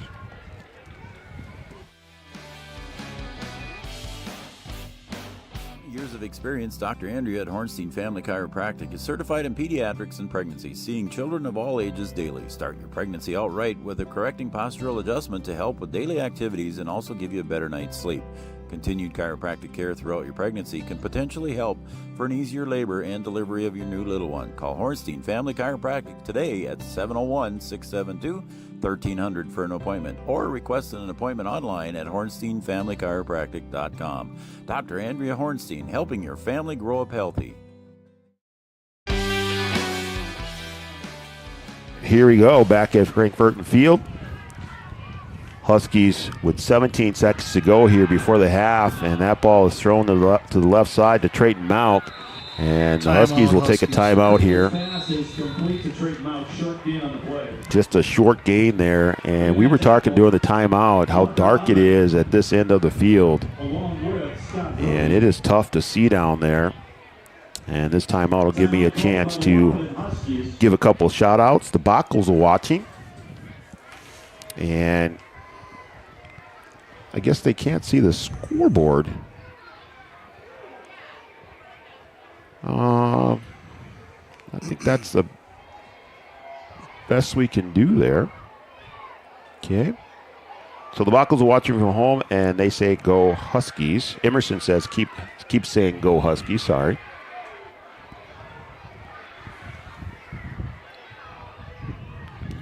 All right. I think I had 2 text messages together there, so one was an old text. So, all right. And then, of course, we had Connor Ralph checking in on our Studio 22 Design shout-out line. He's cheering on Landon Ralph. And the wind is really starting to pick up, as you can hear it in our microphone. And again, the Huskies are going into the dark end of the field. We have a bank of lights out in the bottom right corner of your screen. So here we go. Kubala in the shotgun, 11 seconds to go. 2nd and 10. He drops back to pass, and there's a little blitz there coming from the Highliners. He's flushed out of the pocket to the right. He'll throw it. He's got a receiver open in the middle of the field. Got to go down or get out. And he's got to go down or get out of bounds. Oh, it should be a late hit there.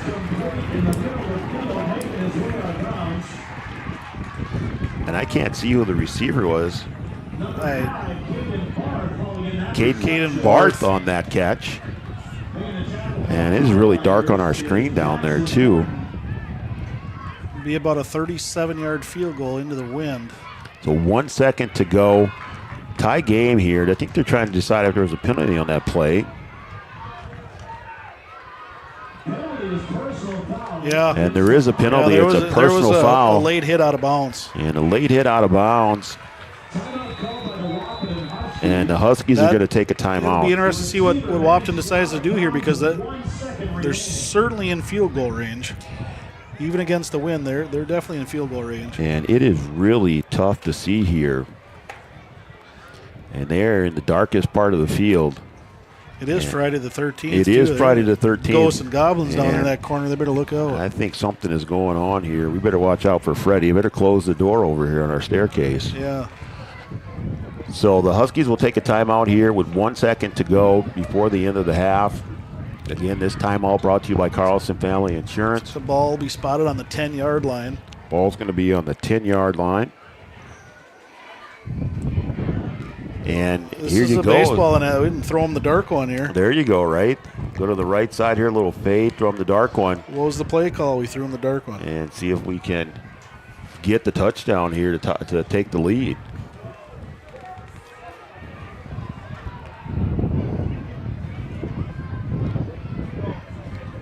Hunter's moving back into the light so he can give the play call. Yeah, they're lining up for a field goal here.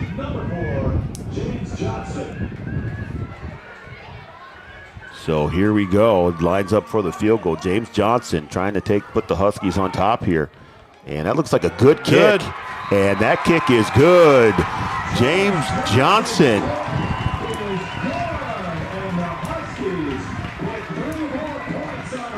With a 17-yard field goal. And that gives the Huskies the lead to end the half. How about that? The Huskies, in the past, not a team that's been known to kick the ball. They've had a couple kickers here the last couple of years. But James Johnson putting that one right through the uprights, a 17-yard field goal. And that gives the Huskies the lead here, 10-7. 27 yards. 27 yards? Yep. Sorry, 27 yards. And with 1 second to go on the clock. So that's the first half of play here from Frankfurt Field. Brian Watson and Chris Kappas bringing you the action. We'll take a break here, and we'll be back with our OSPTI halftime show right here on Three Borders Sports Network.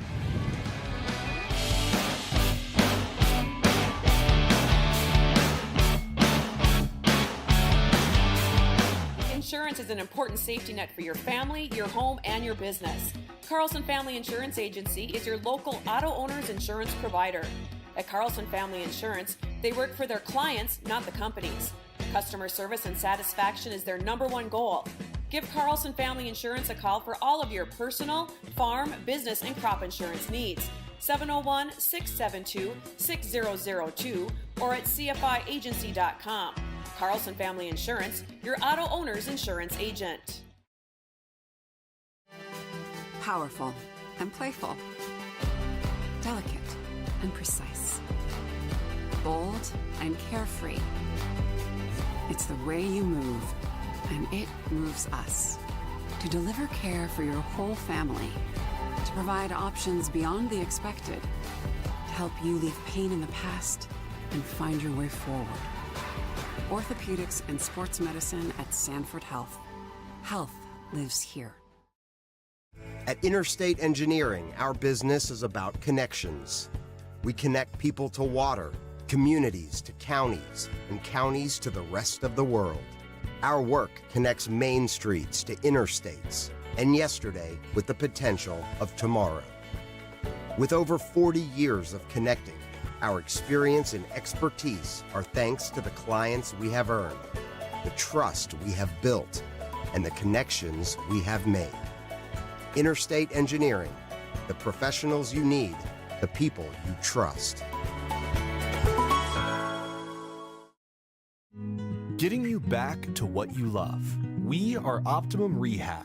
For over a decade, Dr. Tony Eggeman has provided physical therapy services for the people of Wahpeton, Breckenridge, and surrounding communities. We're a small practice that sees our patients as individuals. Through hands-on techniques, our patients have their treatment plans tailored to their exact needs. Sprains, sore muscles, back pain, achy joints, rehab following surgery, you name it. Optimum Rehab is your answer. When you need exceptional physical therapy, you need Optimum Rehab. Comdell Innovation is now hiring production technicians for a variety of shifts with opportunities to make $20 or more per hour. Work in a clean, climate-controlled facility. Second shift, 4 10-hour days, every weekend off, 3:30 p.m. to 2 a.m., and 4-crew rotation, straight days, 7 a.m. to 7 p.m., or straight nights, 7 p.m. to 7 a.m. Apply in person or online at ComdellInnovation.com. Comdell Innovation of Wahpeton, an employee-owned company. Since 1987, Red River Valley and Western Railroad has served North Dakota and Minnesota with over 500 miles of track. Red River Valley and Western handles shipping, freight car repair, storage options, and now transload services. With over 30 years of experience in the railroad industry, they know dependable service is what you strive for. Red River Valley and Western is proud to be a part of the community since 1987. No matter what time of year, a farmer's relationship with Red River Grain Hefty Seed never changes. Red River Grain Hefty Seed works shoulder to shoulder with area farmers to attain the highest possible profit for you. Red River Grain Hefty Seed has been saving farmers money for years. For all your grain and agronomy needs, stop in or call the friendly staff at 643-3738 or visit them online at redrivergrain.com. Here at the Amanda Frederick State Farm Agency, we do our best to make insurance a little less insurancy for you. Hi, this is Amanda, your local State Farm agent. You've probably seen our team out and about volunteering in the community, participating in local events, and just doing our all-around best to support and encourage a healthy, vibrant community. Stop into our office sometime and find out why we've been consistently voted best insurance agency in the Valley and why State Farm has been a trusted household name in insurance for 100 years. We hope to meet you soon. At OSPTI, our focus is on each individual's therapy needs, whether it be for speech, occupational, or physical therapy services. I'm Becky, a physical therapist at OSPTI, and I love being able to provide that personal care to each person that we see with clinics in Breckenridge, Hankinson, and Fergus Falls. You don't have to travel very far from home. From infants to athletes to adults, you can request OSPTI to meet your therapy goals. Any bank can tell you they have a rock-solid commitment to agriculture. Bell can prove it. To this day, every Bell Bank branch is partially built with rocks we've picked from our founder's farm. But our roots in ag have grown more than a few offices. They've shaped who we are and formed our entire approach to banking. Let us prove it to you as you grow your farm and prepare your legacy for the next generation. Bell Bank, committed to ag. In Wahpeton, talk to Rick Steckler.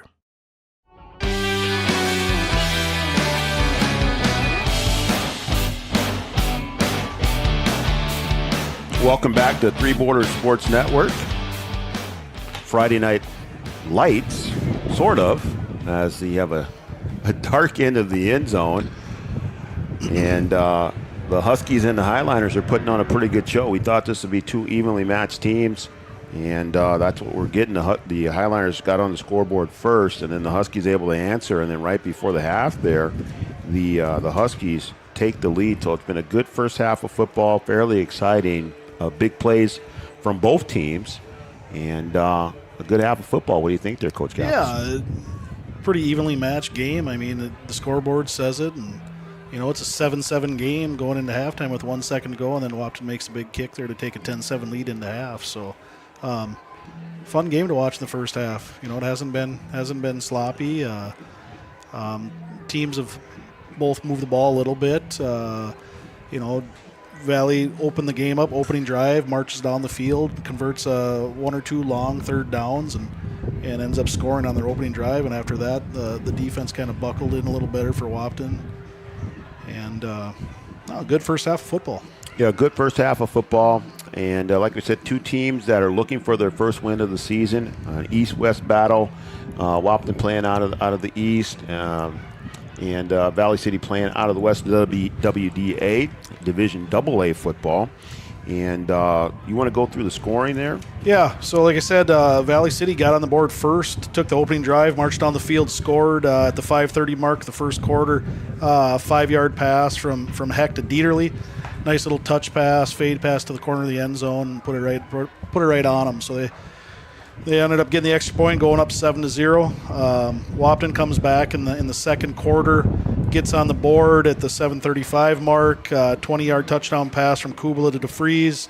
DeFries ended up getting behind the defender, and Bjorn threw a good ball, and extra point. They tie it up at 7, and that's where we sat. With the clock running out in the first half, Wahpeton picks up a little pass play, a personal foul on Valley City.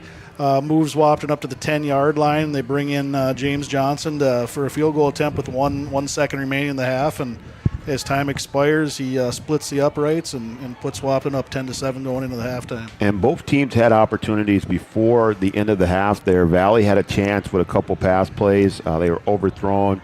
And Valley had been doing a good job on 3rd and long, being able to pick up the first down and really make the Huskies pay for it. But the Huskies defense comes up big here, kind of right the ship in the second quarter, and really the difference is penalties now. As that personal foul on that late hit on the big pickup by Barth moved the Huskies within field goal range, and we haven't seen the Huskies with the field goal kicker in a lot of years, and James Johnson steps up right at the right time and knocks it right through the upright. Right. That penalty cost them 3 points. There's no doubt about it. I mean, otherwise, you're looking at a Hail Mary there to end the half, and they're going into that win. They're probably not going to attempt a field goal from where they would have been on the field. So, never say never, but odds are Wahpeton does not score their last play of the half. Yeah, and that kick into the wind, 27 yards, you can call it what you will, but in a high school game, that's a long field goal from the right hash and into the dark end of the end zone as that bank of lights went out down there. And the Huskies, with a crosswind coming from the southeast. Yeah, there you go. And he puts it right through. So the Huskies take advantage of the penalty, and they give themselves a 3-point lead here at the half. The halftime show is brought to you by OSPTI. For all your physical therapy needs, contact the professionals at OSPTI with locations in Hankinson, Fergus Falls, and Breckenridge. They may need to let the pickups in here and line up down here in the southwest corner of the end zone, hit the lights. We go a real episode of Friday Night Lights, get the pickups down there in the end zone. And they're down there taking a look at it and talking about it, I think, as there are a couple officials down there on the field, and they're trying to decide what they're going to do. Now, we did have a situation last year where the northeast bank of lights went out, and that would be to the top left of your screen as we see it last year, but this one is at the bottom right. And that is the southwest bank of lights, and it is very dark in that corner. That's a corner right by the scoreboard, and I think that they'll play through it, but it's going to be difficult for our cameras to pick up action down in that end zone. It's going to be very dark on our screen, so we'll do our best to give you the call and make sure that we keep you informed of what's going on. Right now, it'll give me a time here to go through a couple of our shout-outs. We said Connor Ralph is watching, cheering on Landon. Wants him to get them sacks, and he says, "Go Dogs." And the Bockles are watching. Emerson keeps saying, "Go Huskies." And the Geffreys are in the garage as usual. Geffrey's Garage is always serving cold refreshments. And from up there in Moorhead, the McCalls are watching. A shout out to the Husky coaches, Hunter and Evan. And I think Hunter has a big day coming up here this weekend, tomorrow, as he is getting hitched, as they say. So those are our shout outs for right now, our Studio 2022 Designs shout outs. Studio 22 Designs offering women's boutique clothing, gifts, and custom shirts, and they're open late on Wednesday nights until 8 p.m. And if you want to get a shout out, you can give us a text at 701-428-2415. So the players are back on the field, and they'll get 3 minutes to warm up, and we will take a break. And when we come back, we'll have the second half of action right here on Three Borders Sports Network.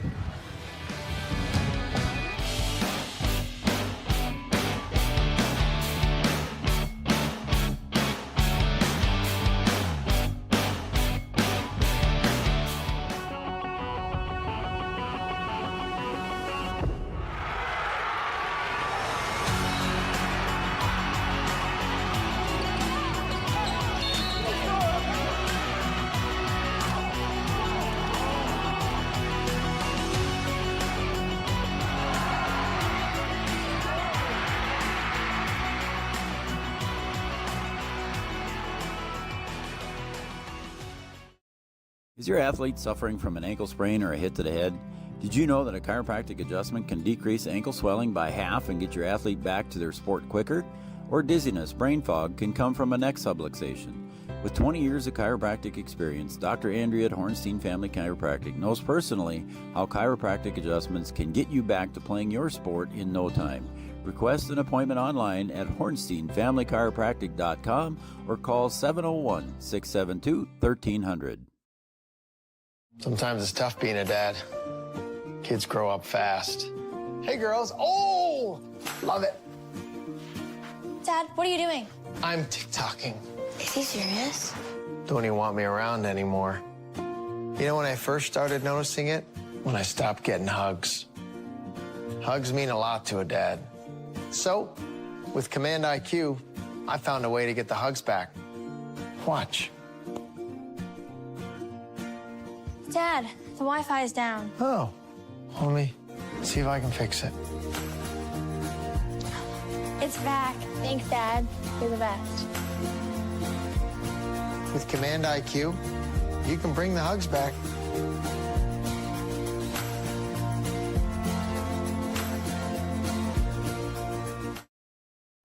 No matter the time of year, there's never a bad time to get your ride sparkling at All Seasons Car Wash.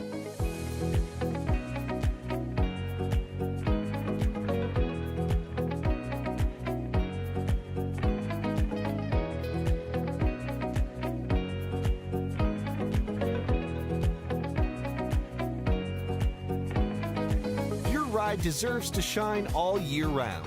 We'll see you at All Seasons Car Wash.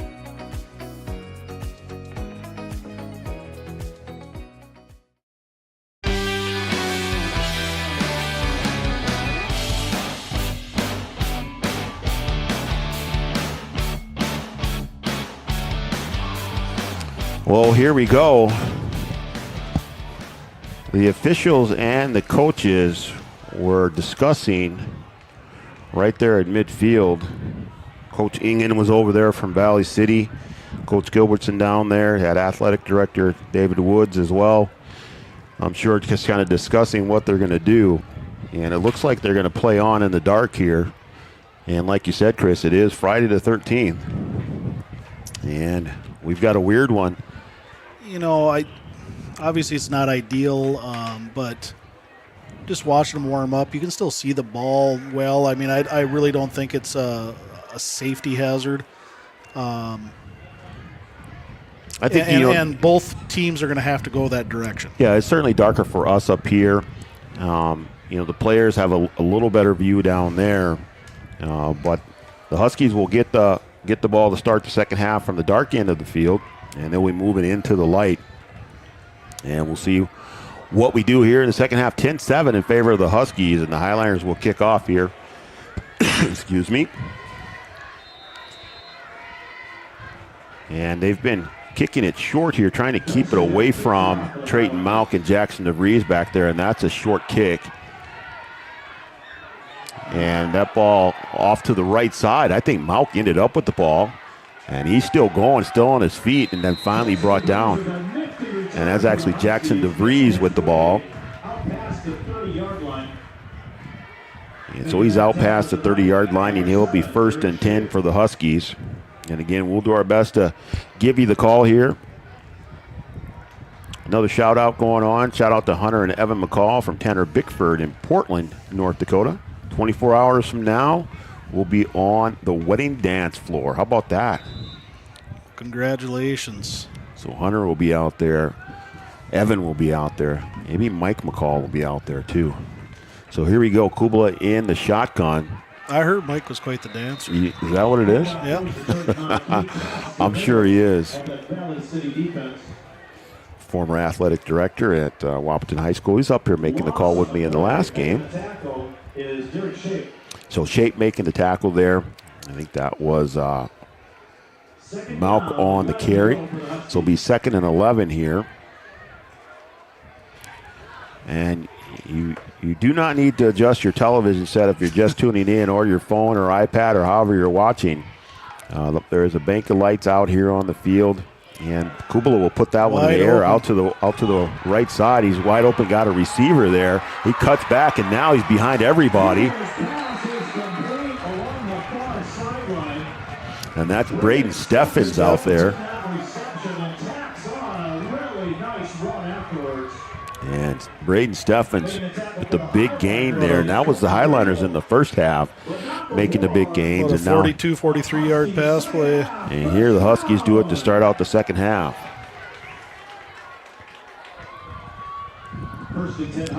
So 1st and 10 from the 27-yard line. Kubala will hand off to Malk, and Malk will scamper up the middle. He's going to pick up 8, maybe 9 yards, get close to that first down marker. And the Huskies moving the ball in chunks here to start the second half.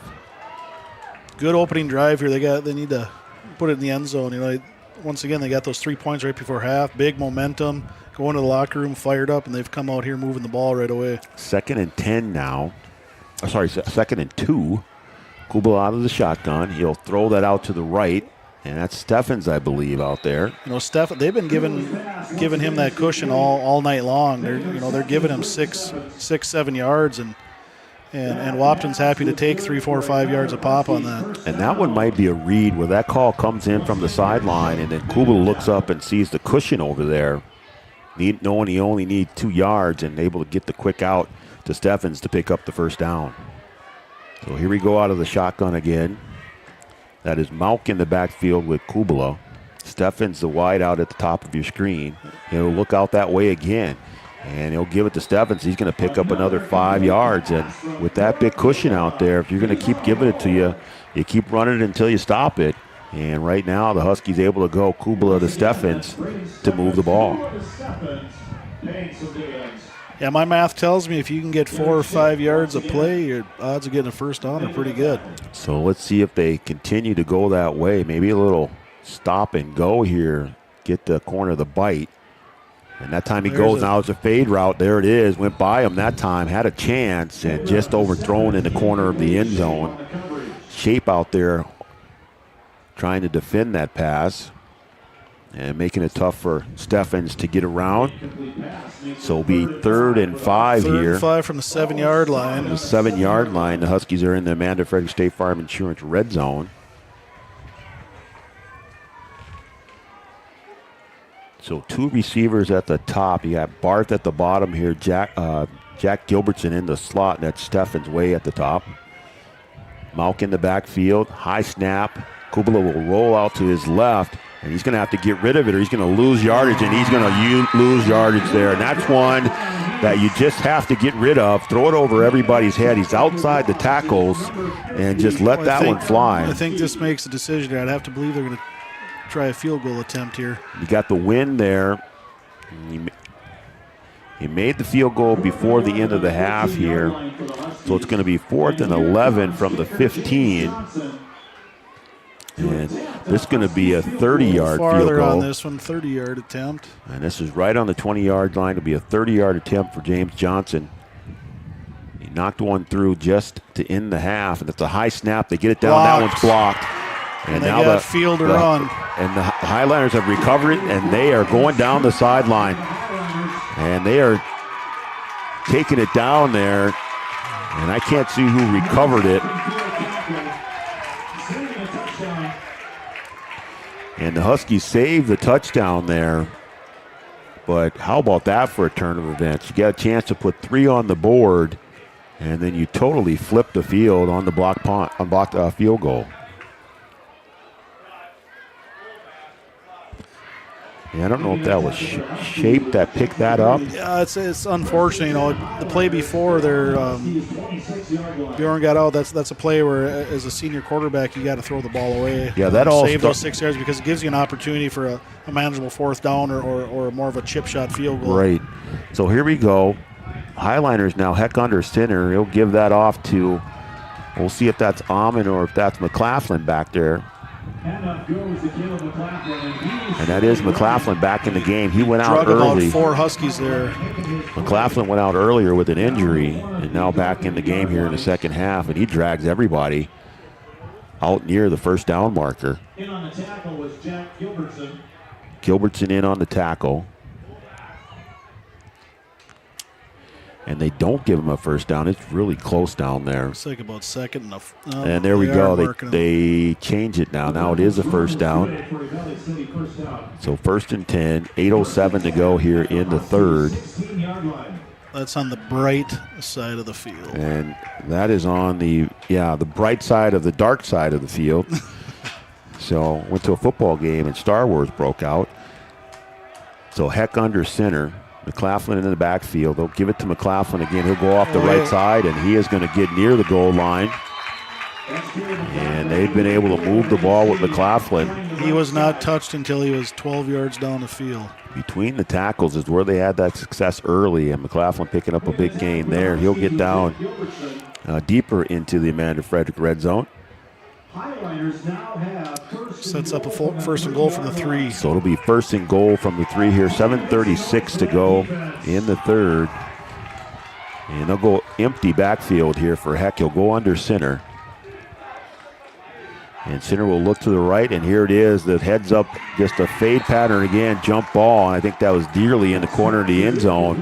And that's how they scored the first touchdown of the game, and the Huskies able to knock that one down. Yeah, you know, Dearly's obviously a big target there. That first touchdown to him was a great ball. That one there, Heck. Got a little air underneath a little that too much one. air under that. Yep. It allowed the D-back to come up and make a play on that. Yeah, that one sailed straight in the air. So here we go. They'll go single setback this time. Heck under center. I think that's McLaughlin behind him. And they'll give it to McLaughlin again. And the Huskies stood up at about the line of scrimmage. Doing a good job there. So there's a good stop there on second and goal. And you move them back a little bit there. I think that was Amon with the carry there. So Amon with the carry there. Amon and McLaughlin have been exchanging in the backfield. Cade and Amon, yeah. And that looks like Amon's still in the backfield. So he's a single set behind. They go wide way at the top of the screen and tight at the bottom. And there's a pitch toss to Amon, and he's going to cut through the hole, and he's going to score easily as he goes into the end zone almost untouched. And the Highliners will take the lead here with 6:53 to go in the third. Good blocking on that side. And just a big hole for Amon on the toss. So with 6:53 to go in the third, the Highliners will take the lead, and they will bring on the kicker to attempt the extra point to take this game possibly to 14-10. Give them a 4-point lead, and that one is up, and it is through the uprights. And the score is now 14-10 in favor of the Highliners as they capitalize on the big play, the turnover on the blocked field goal, as they flip the field and they get points out of it. And we'll take a quick break, and we'll come back with more on the Three Borders Sports Network right after this.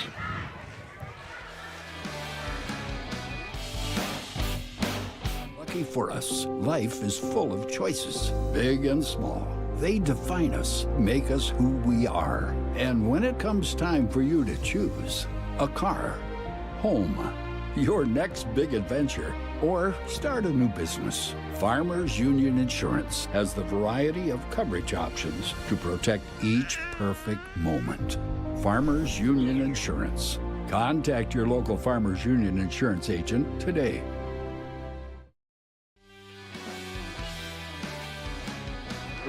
Welcome back to Three Borders Sports Network. Wahpeton Husky football, Friday night lights, or lack of lights, as we are dealing with here at Frank Burton Field. 14-10 in favor of the Highliners, and the Highliners kick it off, and it gets back to Trayton Malk, and he's going to go up the middle of the field, and if they don't get a hand on him, he's going to be tough to stop, and they wrap him up, and he gets out to about the 43, 44-yard line. And Malk just turning on the wheels there. He was bringing the ball up in third gear and just threw it out into fifth, and just a boost of speed. And you saw him shift gears there, and it was a quick shift and able to just go right up the middle. So now the Huskies need to answer after the turnover, and the Highliners getting on the board to take the lead. Good starting field position here on their own 44. So they'll go three at the top, and that's Barth at the bottom of your screen. Malk in the backfield, Kubala in the shotgun. Little high snap, they'll give it to Malk up the middle. He makes one miss, and now he scampers to the outside. He's going to go down the sideline, and you are not going to catch him. You got an angle on him, possibly. And Trayton Malk run out of bounds there. Out of bounds. I didn't think they were going to catch him. And I think that was Shape over there to force him out of bounds. And that's a big play to stop the touchdown. And Derek Shape with the angle to run down Trayton Malk. Trying to make a miss, and then he went to the left there and just went out of bounds. And needed to cut back up the field. So Trayton Malk with the big gain there, and the Huskies in business here now in the lighted end of the field. So Malk still in the backfield. Got Barth and Steffens at the bottom. Kubla in the shotgun. And they'll give it to Malk again, and he'll scamper up the middle, trying to pick up yards, dragging defenders. And he's brought down a short gain. And the Huskies trying to operate here in the Amanda Frederick red zone. Making the tackle was Dylan Hunt for the Highliners. And Hunt in on the tackle. It looks like we got a penalty here. I think that's a face mask. Yeah. I didn't see the flag down there on the field, but the white hat is giving the signal there for a face mask. And this one's going to be half the distance to the goal. So we'll see if the Huskies can capitalize on the penalty again. They did that in the first half, able to come away with that field goal as time expired. And now after the big play by Malk, trying to take the lead back from the Highliners. Second and goal from the 4-yard line, it looks like. So second and goal from the 4. Or first and goal. And they go tight formation now with Malk in the backfield. Kubla still in the shotgun. Yeah, they just took the penalty, so first and goal. So first and goal here at the 4-yard line. And a high snap, and they give it to Malk. He's got a chance to bounce it outside. He dances his way, and he dances into the end zone. And Trayton Malk will take a little 4-yard carry into the end zone, and that will give the Huskies the lead 16-14 with 6:10 to go in the third. Trayton Malk dances into the end zone.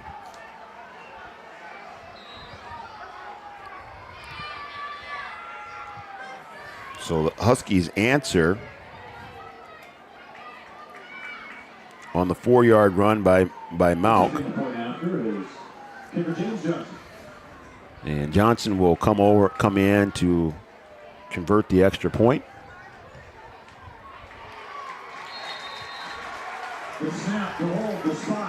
And that kick is good, and that makes it 17-14. The Huskies take the lead with 6:10 left to go in the third. We'll take a break here, and we'll be back with more action right here on Three Borders Sports Network.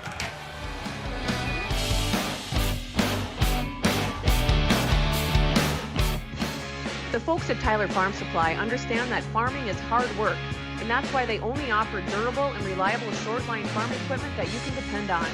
Whether you're a small-scale farmer or manage a large operation, they have the tools that you need to get the job done quickly and efficiently. Plus, with their competitive pricing and financing options, Tyler Farm Supply makes it easy for you to get the equipment you need without breaking the bank.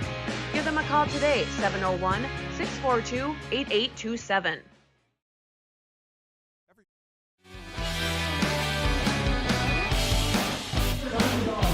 Welcome back to Friday Night Lights here on Three Borders Sports Network.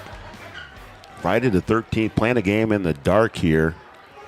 6:10 to go in the third. The Huskies just scored. Trayton Malk on a little 4-yard run. Yeah, what an answer there. Valley City scores, take a lead at the 6:53 mark, and 43 seconds later, Wahpeton scores to regain the lead, take it right back. A couple of big plays there as Johnson kicks off deep. And the Highliners will take it right at the goal line and bring it out. And that's McLaughlin back there, I believe. And he'll bring it out to about the 33-yard line.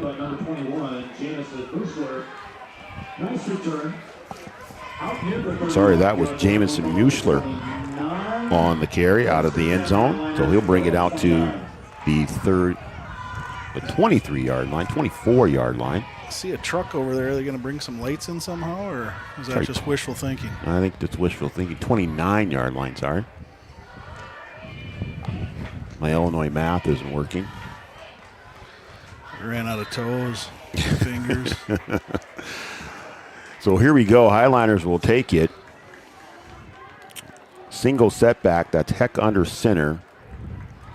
And he'll toss to the back, and that's McLaughlin. He'll try and get to the outside, and the Huskies do a good job of penetrating. That's Omar Martinez back there in the backfield, the little guy, just 5'4", getting in there, knifing in there for the tackle, and he brings down McLaughlin for the loss. Sorry, it was Evan Doctor on that tackle. Yeah, I think you're right, though. I think Omar was the first one in the backfield. Omar was the first one there. Came up came up from his safety position, and he kind of blew that play out, strung it out a little bit, and then Evan gets a tackle. Yeah, they give that tackle to Doctor, but Martinez was there first. 105-pound dripping wet towel there. So out of the shotgun this time, they'll hand it off to the back, and I think that's McLaughlin again, and a host of Huskies there. It's going to be a short gain, and I don't think he made it back to the line of scrimmage. If he did, yeah, he did. He got back to the line of scrimmage, pick up a yard past the original line of scrimmage after the loss. So 5:05 to go here in the third. 17-14 in favor of the Huskies, and we've got a good football game going on here. Back and forth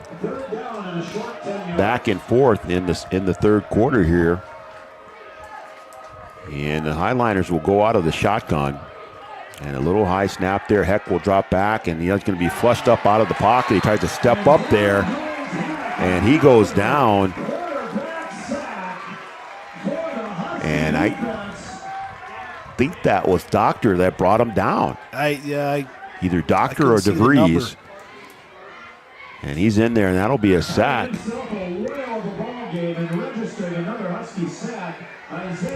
Isaiah Brushard on that tackle, sorry.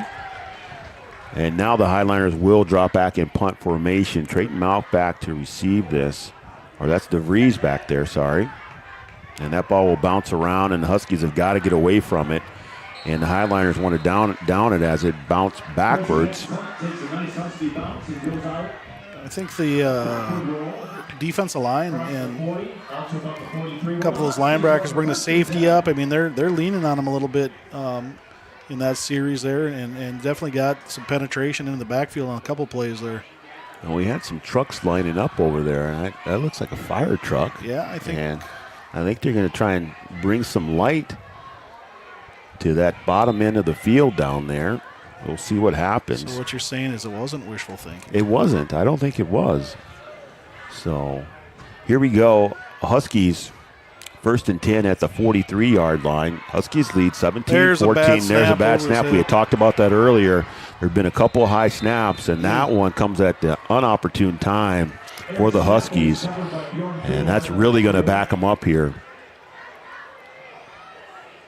And we had talked about it early in the game. There were a couple high snaps. Kubala able to bring them down, but not able to use all those large hands that he has. We give him a hard time about it, but that one over everything.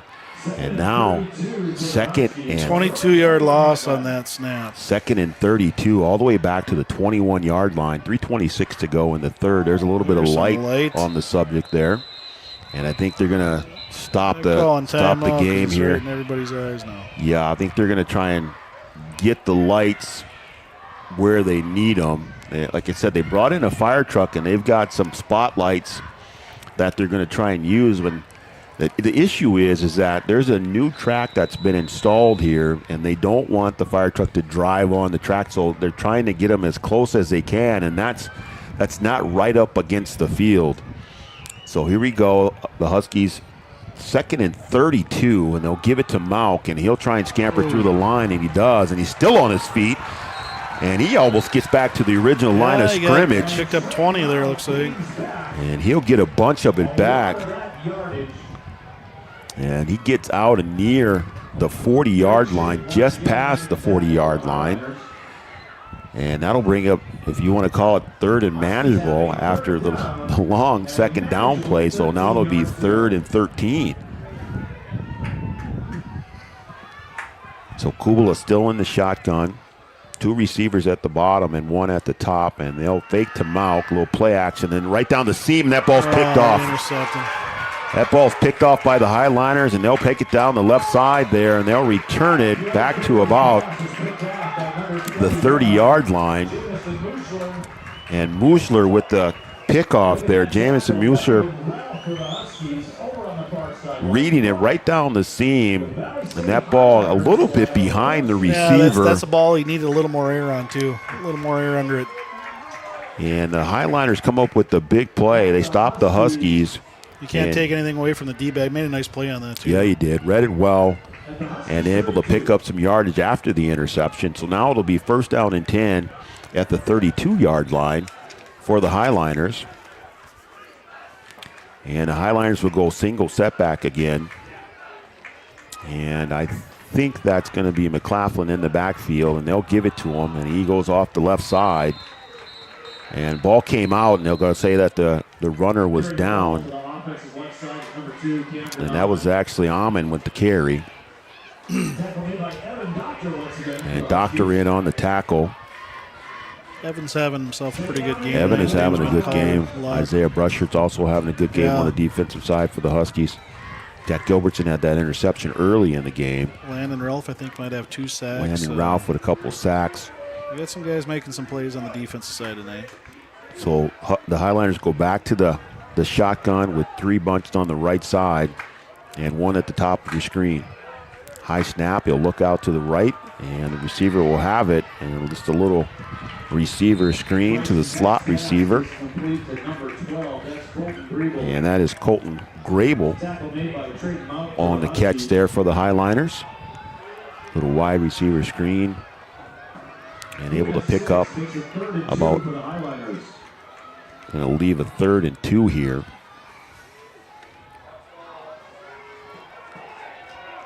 So 3rd and 2, 109, clock running here.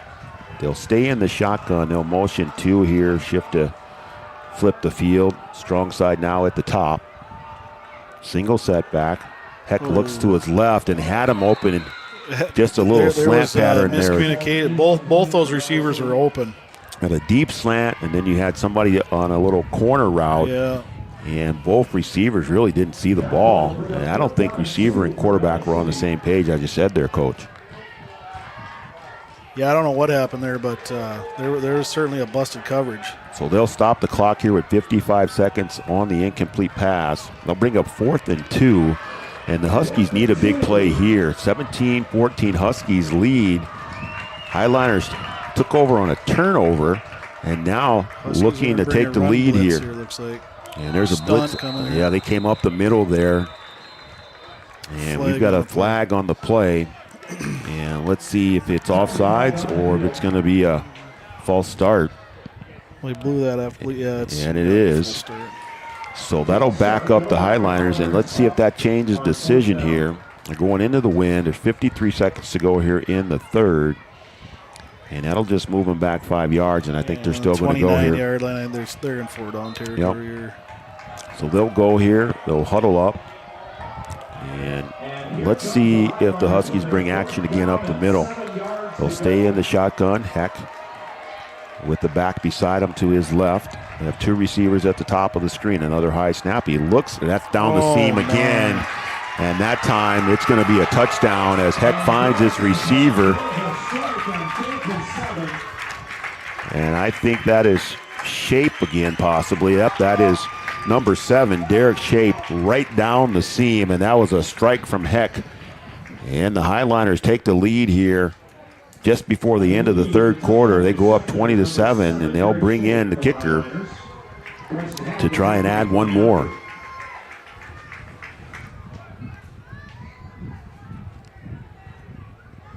Again at the dark end of the field, the kick is up. And it is no good. And that kick missed just wide. And so we're at 46 seconds to go here in the 3rd quarter.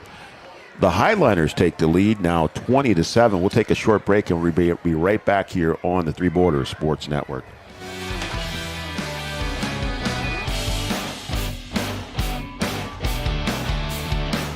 Begins with an idea. With dedication, hard work, and high-speed broadband, that idea can grow into something giant. The member organizations that form BAND are proud to support North Dakota businesses every step of the way, from the soil to the stadium.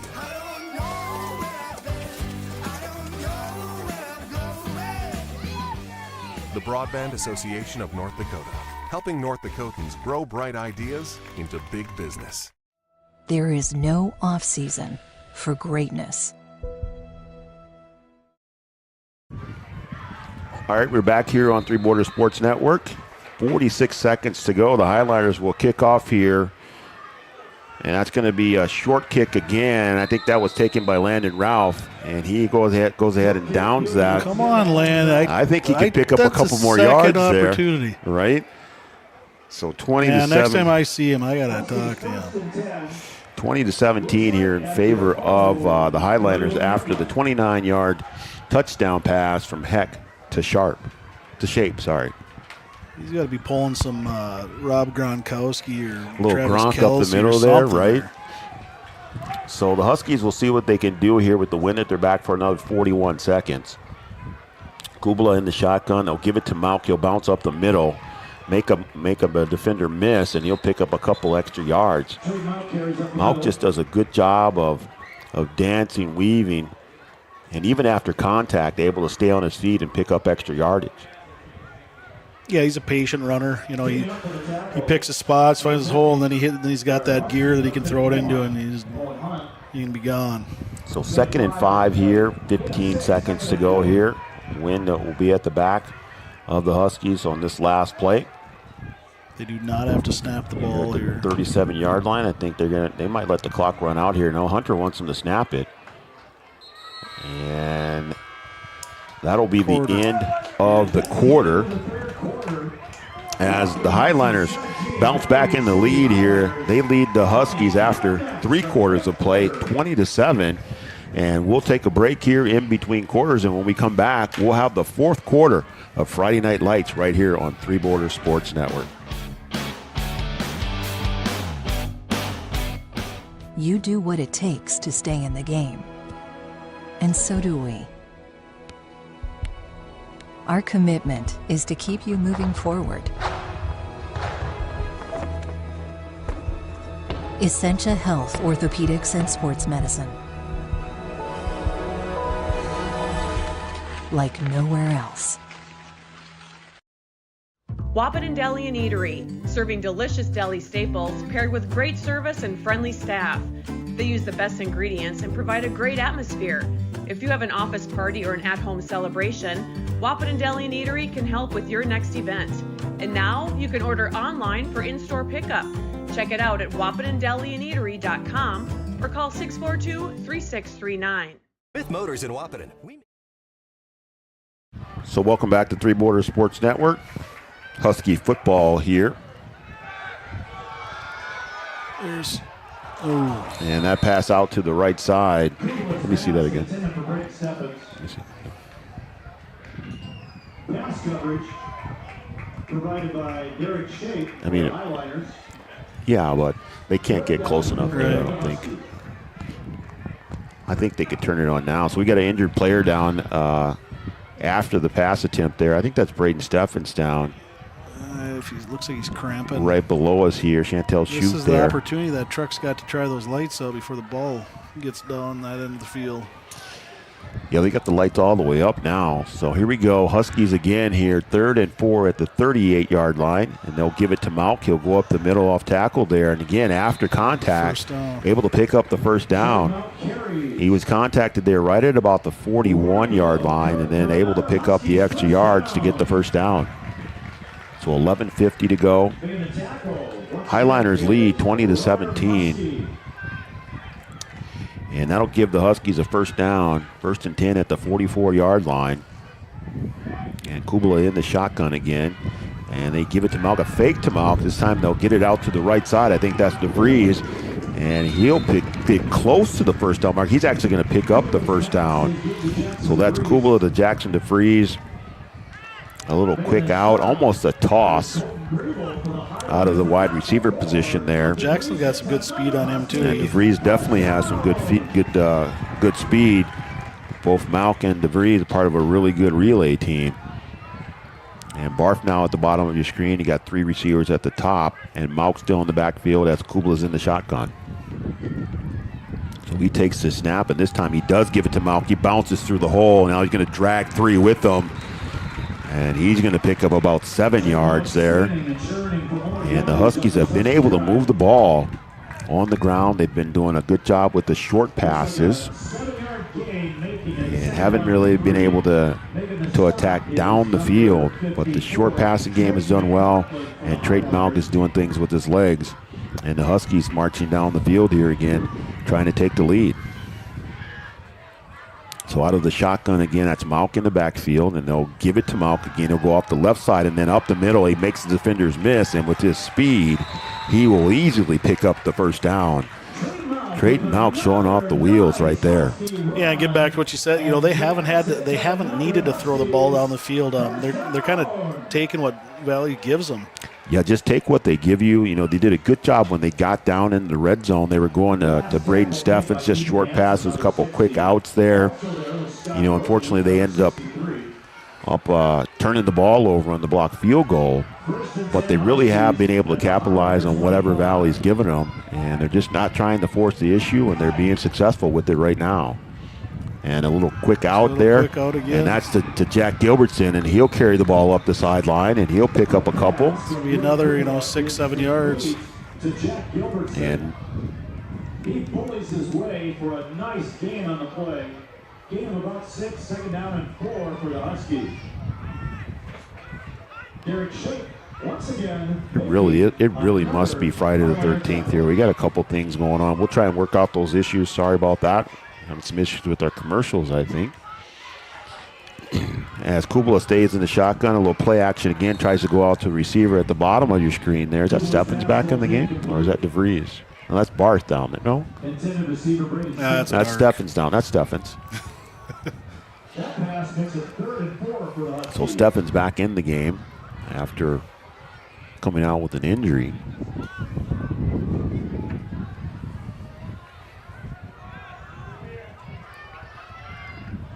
So Huskies back in the shotgun again. That's Malk next to Kubala. If you can pick him up on our screen again. If you just join us, we have a bank of lights out in the bottom right side of your screen. And there's a quick out there to Steffens again at the bottom of the screen. It's going to be real close to the first down. I think he just got it. Yeah, and he did give it. They're moving the chains right away. So that's going to be 1st and 10 at the 19-yard line, and that'll put the Huskies inside the Amanda Frederick red zone. Amanda Frederick and State Farm Insurance. 14-yard line. Down at the 14-yard line. So in the shotgun again, Kubala with Malk. They'll fake to Malk, and they'll send it out to the receiver, the far side, and he's got some room out there. And I don't know if that was DeVries or Gilbertson. And that's Jackson DeVries. And DeVries scampers down near the goal line. He got down to about the 5, it looks like. So the Huskies can pick up a first down at about the 3 or 4 yard line. So they're 2nd and 2 from the 3. High snap, they'll give it to Malk. He'll bounce up the middle. He'll be pushed forward. And if he didn't get the touchdown, he's going to get the first down. First and goal. So now the Huskies will have 1st and goal, and they'll have a 4-play opportunity to take it into the end zone and take the lead. Been a back-and-forth second half as the Huskies led at halftime 10-7, and then Valley took the lead on an Almond 4-yard run, and then Malk came back, and then a Heck to Sharp 29-yarder gave Valley the 20-17 lead, and here the Huskies trying to take the lead now.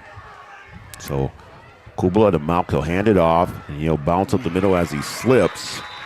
He lost his footing there right after the handoff and not able to take it into the end zone. A crowd there right as he got his footing back. They lost a yard on that play. So they lose a yard now, so it'll be 2nd and 3 from the 3. Out of the shotgun again, he's got 2 to the top now, and they'll put it in, play action, and Kubala's going to keep it, and now he throws it, and I don't know if he came up with it, and that ball hit the ground. The back came up to help on Kubala, and he tried to get it to the receiver and left it short. So now here you are, 3rd and 3, and there is a flag on the play, and I think this is going to be against the Huskies. Illegal man downfield. And you got an illegal man downfield, an eligible receiver, and that will back the Huskies up. And again, a penalty coming at the wrong time for the Huskies. Really making it tough on themselves as you're down with 1st and goal, and now you've backed yourself up, and it looks like it's going to be 2nd and 10. Here comes your 2nd and goal play from the 8-yard So line. looks like they mark it on the 8, and we're going to have 2nd and goal. There's another timeout on the field as the White Hat, I think, are trying to get the markers right over there, trying to figure out where they are, and here we go. So 2nd and 8, 8:18 to go in the 4th. Huskies trying to get back on top of the Highliners. They'll give it to Malk. He has some room on the right side, and then he's stretched out around the end. I think he's going to get in as he leans in, and Trayton Malk with the extra effort with the layout right to the pylon gives the Huskies the lead. Trayton Malk with a little 8-yard scamper to the outside, and now the Huskies are on top 23-20. How about that play, Coach? You know, they actually they had him, and Trayton's speed, he was able to get out to the corner around the edge there, and then he just made a great effort at the end to dive for the pylon get in. I mean, just able to use that speed and then that extra effort, that want to stretch out and hit the pylon and put 6 on the board. So Johnson in to attempt the extra point to give the Huskies a 4-point lead, and that one is up, and that one is good. And now it is 24-20 in favor of the Huskies, and we have got ourselves a ball game. Back and forth. Back and forth. And I know it's dark out there, and we're doing our best to give you the call.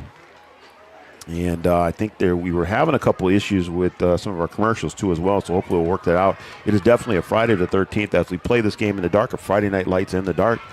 And the Huskies and the Highliners putting on a show here on Three Border Sports Network.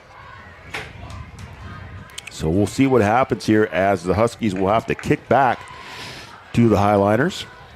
And give me a time here to thank some of our other sponsors. Some of our other sponsors, Giant Seeds and Snacks, they also sponsor our coaches show. And we also have a new sponsor tonight, Corner Drug. Corner Drug is located in Wahpeton at 619 Dakota Avenue. Corner Drug has been serving generations of families in the surrounding communities of Wahpeton for over 75 years. Corner Drug, the prescription specialist. So we thank Corner Drug for joining our sponsor crew. They're platinum sponsors, so you'll hear about them all year long. So here we go. Johnson will kick off for the Huskies, and he will kick this deep. And the Highliners will take it at about the 20-yard line there. And he'll scamper up the field. The return man is number 7, Derek Shape. And that was Shape for the Highliners fielding that ball. And he brought that out to about the 30-yard line, I think. We can't see the yardage markers. I think that's at the I'm going to guess about the 28, 26. 26-yard line. So the Highliners here with 8:04. Now we'll try and answer the Huskies. Huskies lead now 24-20. Been a back and forth second half. A really good high school football game here. And Heck takes the snap. He'll look to his right, and he's got a receiver open, and the receiver was late to turn, and I think that was a timing route, and had him open. A little hole in his own there, and the receiver slips and not able to make the catch. So you'll see the Highlanders, I think, put the ball in the air. I think they'll make use of their backs. Their backs have been really good. McLaughlin. Well, I think Amon. Valley needs to, because the last few pass plays they've dropped back, there's been guys running wide open. You know, Huskies are going to need to tighten her up here in the secondary. They'll go under center here. Huskies look like they're in man-to-man. And a little fake jump pass there right up the seam again. That's the area that's been open. And he's got the receiver. He's going to scamper down the left side. And I think that's McLaughlin again. Sorry, that's number 25, not number 23. So that's Dylan Hunt, the tight end. And again, that's been a tough area for the Huskies to cover. They had Dearly open there. They've had Shape open there. And that time, it's Dylan Hunt who takes it for the big gain. And just like that, the Highliners are in business and flip the field, and now they're down in the light. to the red zone. And they are inside or right at the Amanda Frederick red zone. Amanda Frederick and State Farm Insurance sponsoring our red zone. So Heck will be under center this time. Single setback again. And they'll give it to the back, and he will get met at the line of scrimmage and then carry for another 3 yards. Quickly at the line of scrimmage. Making that stop. Yeah, he was hit at the line there, and he fell ahead for 3. And I think that was Amon in the backfield on that carry. So Amon hit at the line and still picks up, 2.5 yards, we'll call it there. It'll be 2nd and 8 here as they mark it. And he's at the 18-yard line. Again, the Highliners inside the Amanda Frederick State Farm Insurance red zone. And I think we're going to get a timeout on the field here. And the Highliners will take a timeout, so we'll take a timeout. And this timeout's going to be brought to you by Carlson Family Insurance. And when we come back, we'll have the remaining 7:15 here on Three Borders Sports Network.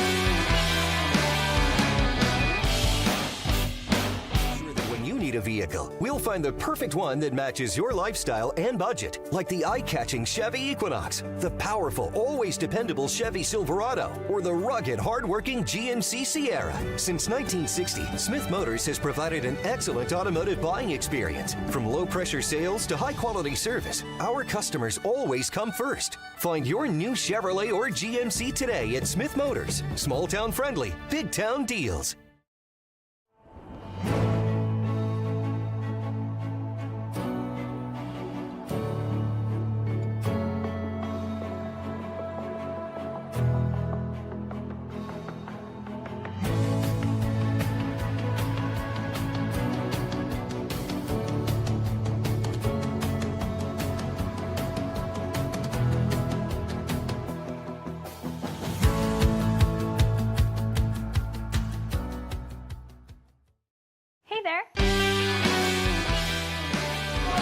All right, here we go. 7:15 to go in the fourth quarter. The Highliners are threatening here. After the Huskies went down and took the lead, Heck back to pass, and he's got a receiver in the middle of the field. Now one's knocked down. And I'm trying to see who knocked that down. Providing that pass defense, tipping it away and saving a touchdown. Peterson. I think it was Michael Peterson with the knockdown there. Good play, good defensive play to knock that ball down. So Peterson on the defending end here. Now 3rd and 8 for the Highliners. 7:09 to go here in the fourth. Highliners trying to come back and take the lead here. Single setback. Heck will drop back, look to his right. It's going to be a fade to the corner. I don't think he's going to be able to get there. They got a flag. Late flag coming in. That's the old. And I don't know if that ball was even catchable, but they're going to go talk about it. There was certainly some. Hands, some contact there, but let's see what I don't we know have. if that's been called all night. And I think being right in the ear of the Valley and City they're going to call team pass and coaches interference over and against the Huskies. Penalty is pass interference against the Huskies. And I don't know if that's not Steffens over there. That's Gilbertson over there on coverage. Oh, I'd like to see the play again. I mean, there was definitely some contact. So Sorry, he may have made the right call. Yeah, that's DeVries out there on coverage. And over the outstretched arms, let's see if that's enough to give them the first down, and I think it's going to be. They're going to move it over to the left hash here. And that's going to be just enough to give them the first down, and now it's going to be 1st and goal at the 9-yard line. And here we go. The Highliners, Heck will go under center again. And looks like he's got McLaughlin back. No, that's still Amon back there, and he gives it to Amon. And he's met at the line of scrimmage, and everybody's going to bring him down. So that's going to bring up 2nd down and goal. Sorry, 3rd and goal. In on that stop, Michael Peterson and Isaiah Brescher once again. The down marker says 3 over there, I thought. And now it's second down. So 2nd and 9 from the 9. Scoreboard has second down. So Yeah, second and goal was, here. With the flag there, ended up being first and goal from the 9. Yeah, looks like the down marker on the far side of the field has third down on it. So here we go, back to the shotgun. And Heck will keep it and go up the middle there, trying to do his best Josh Allen impression. And he gets close down there. He'll take it down to about the 5-yard line. And he's met by a whole host of And he is met by half the Husky interior line there at the 5-yard line. So third and goal here. Big play here. Huskies need 2 stops here to try and get out of this possession. Highliners come to the line. They have 2 receivers at the bottom of your screen, 1 at the top. They'll stay in the shotgun, and we believe that is Amon in the backfield with Heck.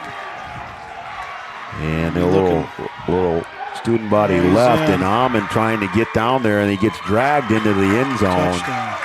And Heck will take that into the end zone for the score, and the Highliners will take the lead here in the 4th quarter with 5:26 to go.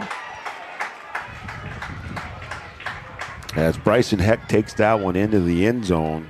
I think that was a little quarterback option. Had Amon in the back going with them. And he decided to take it right up the middle. So at 5:26, the Highliners go up by 2, and now they'll bring on Heck will attempt the extra point to take the lead big extra here. point here now, this point of the game. And that one is good, and that will give the Highliners a 3-point lead as they go up 27-24 on the 5-yard run. Back and forth by Heck. And we got a score from the east side over there. Breckenridge was taking on Pillager. At halftime, it was 7-7. That game was on Three Borders Sports Network. Joe Schreiner bringing you that action. And Breck goes down 27-19, so a good football game on that side of the river. Breck also looking for their first win of the season, so they put up a good battle, a good Pillager team. And the Cowboys fall 27-19. If you want to catch that action, you can catch that on our YouTube page right there on the Three Borders Sports Network. So 5:26 to go on the west side of the river, and we've got a good ball game here tonight. As Valley City Highliners have come to town, and they are going toe-to-toe with the Wahpeton Huskies. Both teams looking for their first win of the season. 5:26 to go here in the 4th. And 27-24 in favor of the Highliners, and it's been back and forth as neither team has really been able to stop each other here in the second half. A short kick, and again, that one goes to the up back, and they'll bring it down right at about the 33-yard line. And that's Landon Ralph on the return again. Back and forth. We've had 7 lead changes tonight. So just back and forth here, back and forth.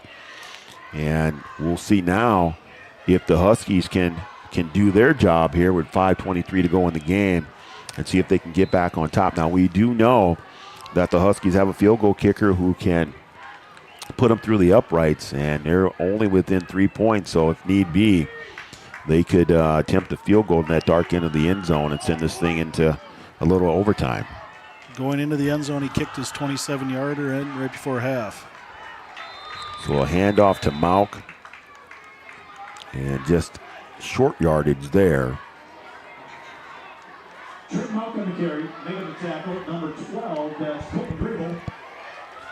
Also meeting his teammate there. So Grable on the tackle there to stop a Mauk. Huskies will go back to the shotgun. Second down and 8. So it'll be 2nd and 8 here from the 34-yard line.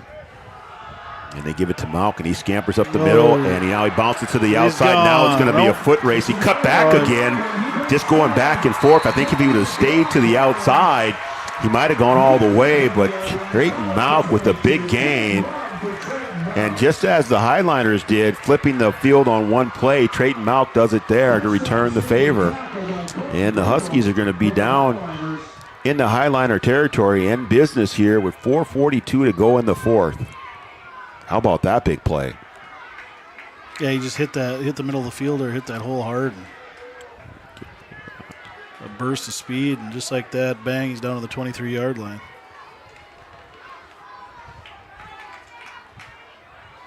Huskies will go tight formation here now. Still in the shotgun. That'll be Malk in the backfield with Kubala. And we got a flag here, and I think that's going to be a delay of game as the play clock ran all the way down to 0. Did they get the timeout? Looks like it. It looks like they got the timeout. The officials are talking about it here. And as you can see there on the screen, it is very dark to see what's going on down there.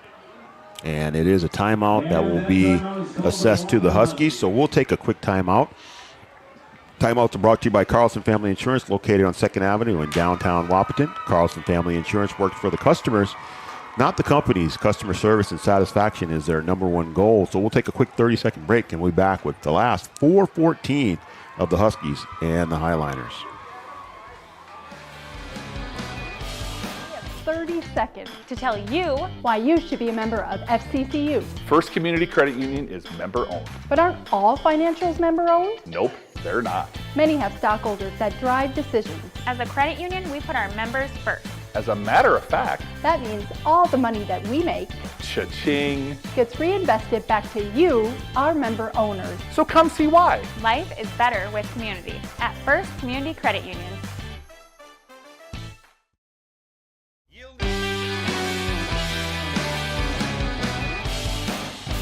So here we go, 4:14 to go. Highliners lead the Huskies 27-24 on the Three Borders Sports Network. Brian Watson, Chris Kappas bringing you the action here on a Friday the 13th that has not been without incident. It is living up to its name here. As we had a bank of lights go out, so they're playing football in the dark. And we're doing our best to bring you the action out of the shotgun. They'll give it to Malk. Malk will scamper past a couple defenders. And he'll pick up a few there on the first down play after the big gain to flip the field. So we'll pick up 3 yards there. It's one of those plays where he's hitting the backfield there, may have lost a yard, and ends up getting a 3-yard gain out of it. Yeah, he had 2 defenders there that met him behind the line of scrimmage and still able to pick up 3. Huskies will spread it out here with 2 at the bottom, 1 at the top. Malk still in the backfield there with Kubala. And again, the Huskies in shotgun all day long. Fumble. And he looked to his right. Knee went down. And that's a little bit of a mix-up there. He looked to his right like he was going to throw that ball, and then he was going to put it in the belly of Malk. And it just did not work out well. And Kubala picked the ball up with his knee on the ground, so he is down right there. And 3:19 with the clock running, and the Huskies trying to come through here with some late heroics to come out with the win. So Kubala in the backfield here again with Malk, and they'll give it to Malk, and he'll dance his way through, and he'll get up the middle, and he'll get near that first down marker. Let's be real close. I think he's about a half a yard short. And Drayton Malk again just showing that burst of speed after that first cut. Very Barry Sanders-esque as he just cuts by the defenders. Yeah, it's going to be like 4th and a half a yard. You know, a lot of people have been around. They're going to give him the first down here. And a lot of people in the Wahpeton area say that Drayton Malk remind him of Ryan Smith, the Husky standout, and that guy who played up there at that school in Fargo. And yeah, he had a nice career. He had a very nice career. Wahpeton, NDSU. That school in Fargo. Played up in Canada as well. You can say it. I know where the school is. So there's a timeout on the field, it looks like. I think they're going to take a timeout here to measure. Now they're going to measure. And it's interesting because it looked like the sticks were going to move there. Like they started to move, and then they came back. I thought they waved them first down, and then now they're going to get a measurement. And I think they're going to get it by a football. Yep. And they give him the first down, and he's got it by just a football there. You can see in the dark.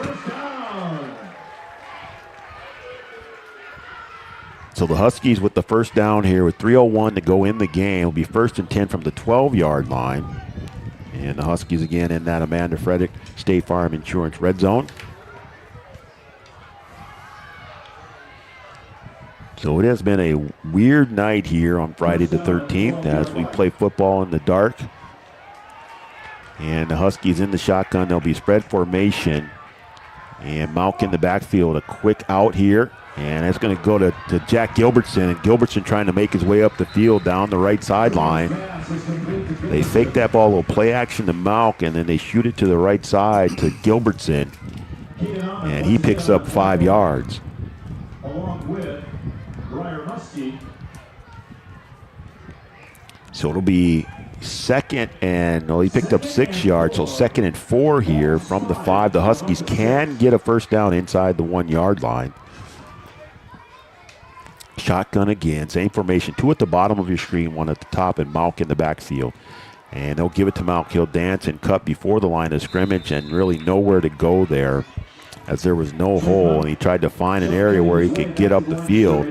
And the Highliners do a good job of containing Malk on that play. Yeah, I think he picked up a yard, looking at 3rd and 3.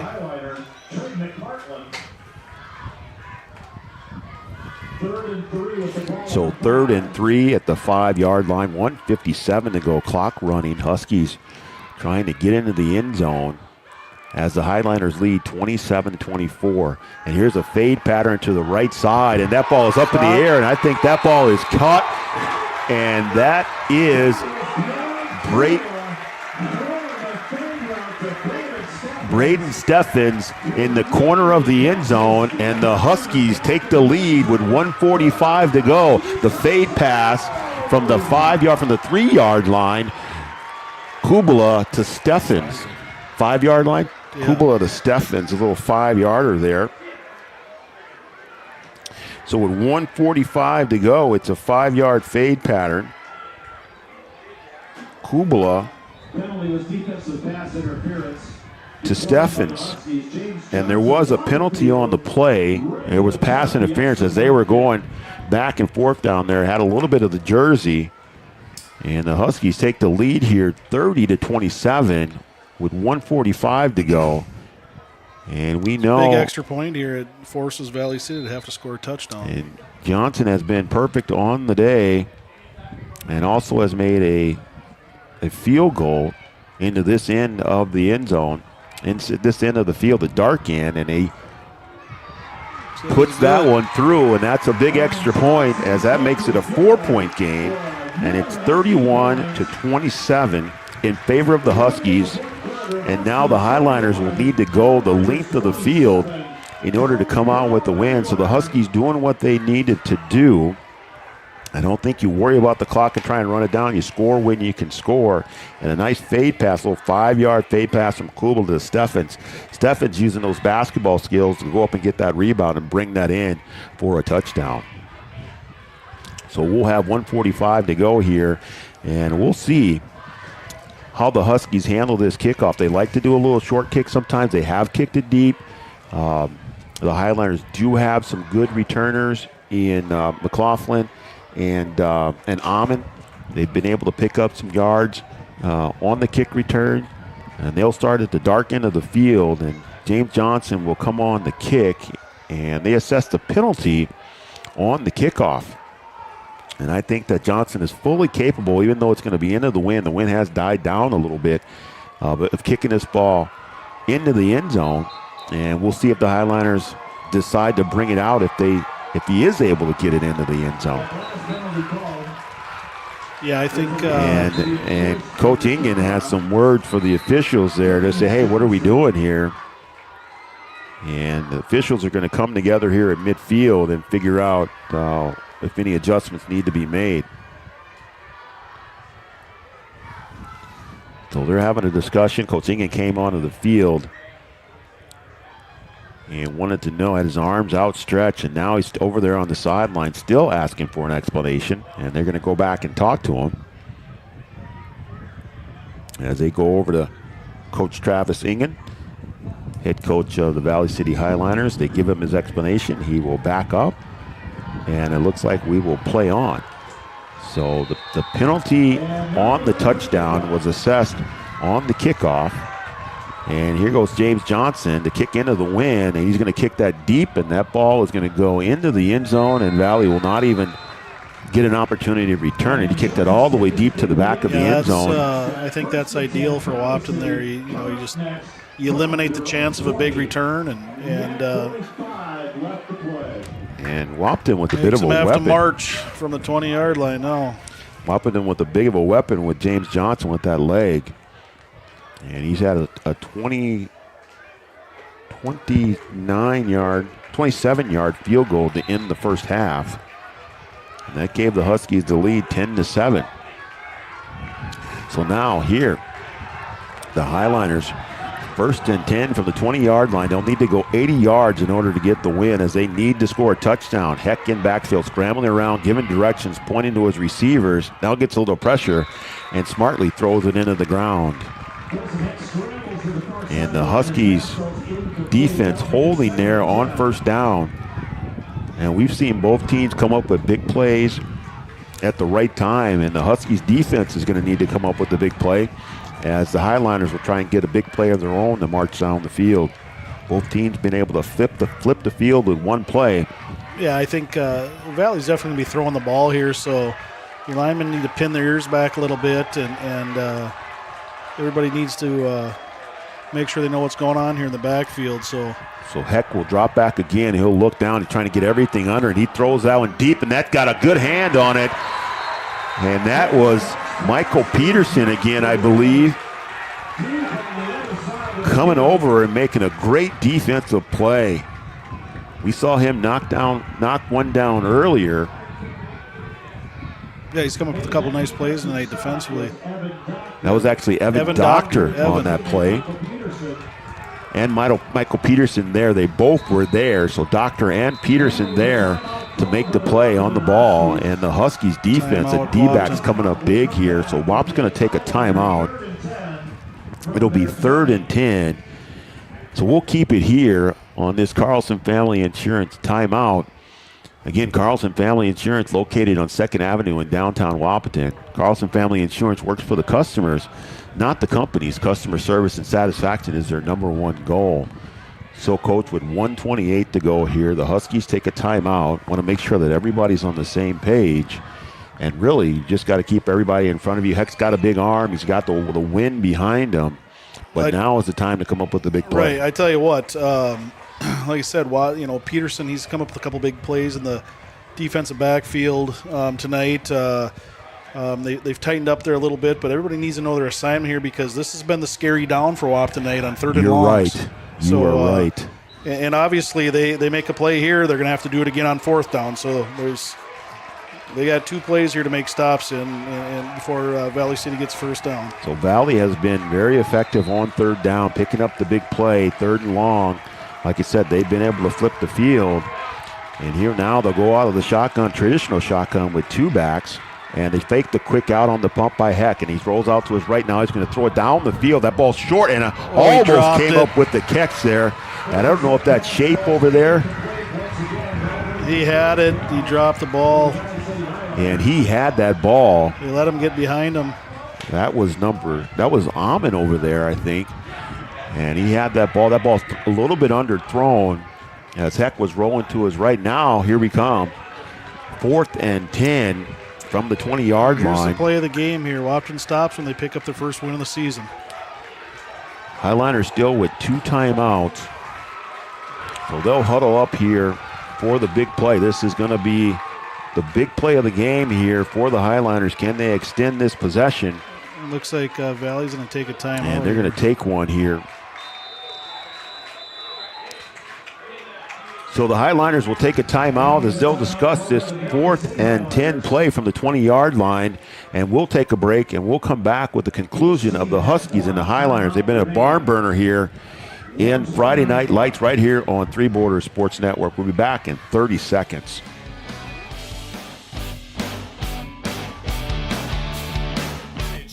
To support our local Twin Town teams. They'd like to remind farmers that the Yield Advantage team is ready to help you get the W next planting season.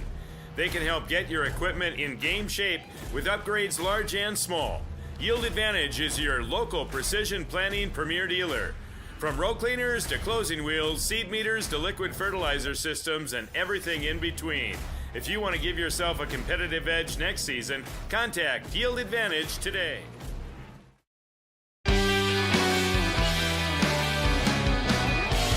Welcome back to Three Borders Sports Network. Huskies football. Huskies and the Highliners here, 4th and 10 with 1:20 to go in the game. And here's Heck again. He drops back to pass and heaves it up on the right side, and that ball is caught right at the marker. And I think that's going to be a first down. And yep, they're going to move the markers right away. 1:13 to go in this. And just taking it underneath, taking what the Huskies give them. Huskies trying to make sure that nobody gets behind them. And I think that was Shape on the far right side who brought that ball in for the first down. So here go the Highliners again, 1st and 10. Heck back to pass, flushed out of the pocket to go to the right, directing receivers again. A little comebacker there on the sideline, and looks like he is out of bounds. Yep. This is incomplete also. Ball ended up down on about the 30-yard line. So here we go, 2nd and 10 now with 56 seconds to go. The ball will be on the 31-yard line. So again, the Huskies just need to pin their ears back. They have 3 down linemen, and everybody else back, expecting to pass. Highliners in a traditional shotgun with 2 backs. And Heck gets the ball, high snap. He'll drop back. And now a little bit of pressure as he's flushed to the right again. Now he's going to decide to run. He's going to run out of bounds, and that was a hit right on the sideline. And they're going to throw a flag. That's a blind. He was blindsided there. Hit. And the Highliner threw the block over there. I can't see who threw the block, but the Husky was not looking at the blocker, and he came from his backside and just knocked him down right in front of the official. And I think that's going to be a penalty. And that's going to back the Highliners up, and that's coming at the wrong time. 48 seconds to go. In the grand scheme of things, it really doesn't matter as far as down and distance, because you need to score a touchdown here. So that will go against the Highliners. They'll get backed up here. And I think that's going to be a big one, the blindside block. So you're trying to figure out where to mark this off from. So 48 seconds to go. The penalty coming as Heck scrambled to the right side, and just as he went out of bounds, the Valley City lineman threw a block. I don't know if they'll call this dead ball. I think it is fall, dead. and they're going to lose the down on it also. That would be big. Now that would be big there.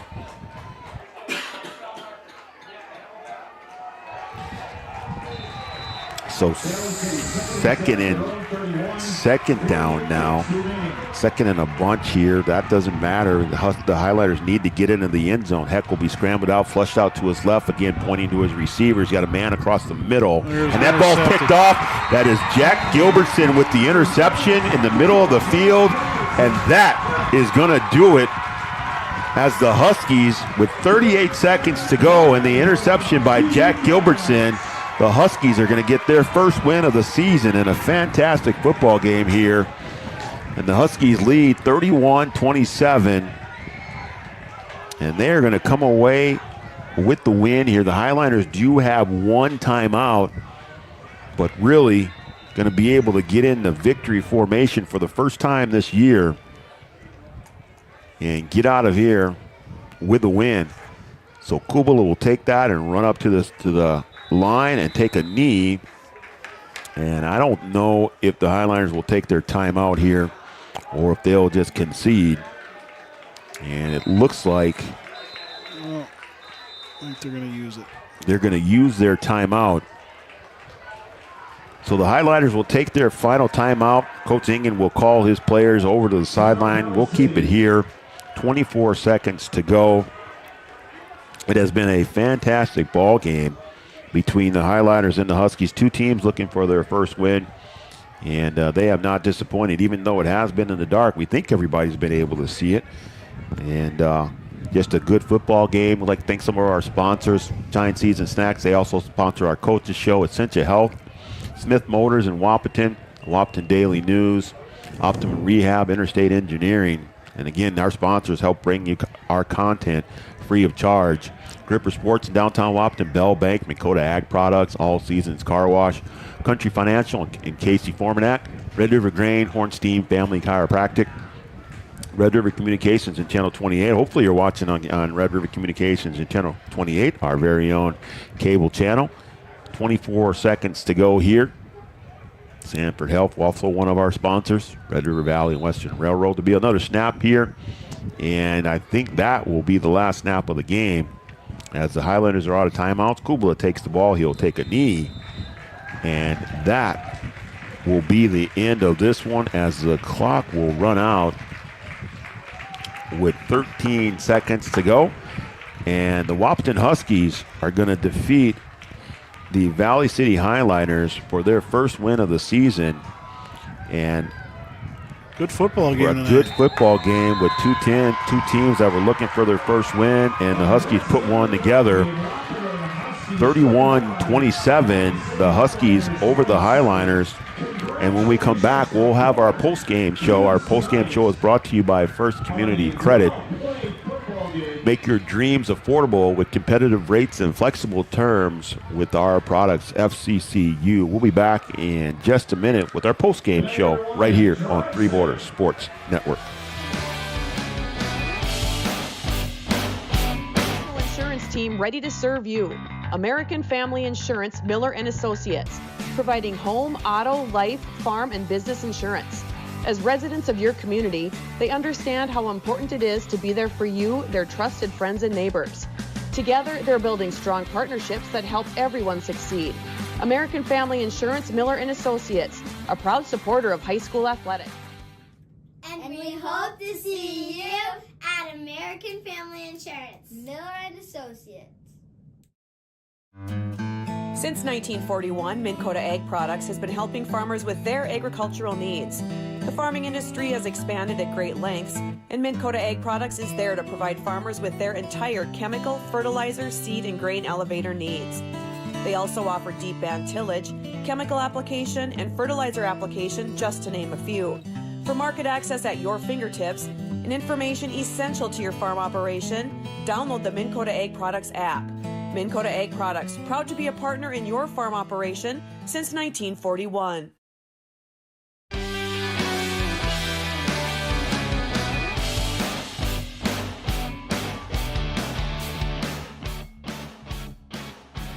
Welcome back to Three Borders Sports Network.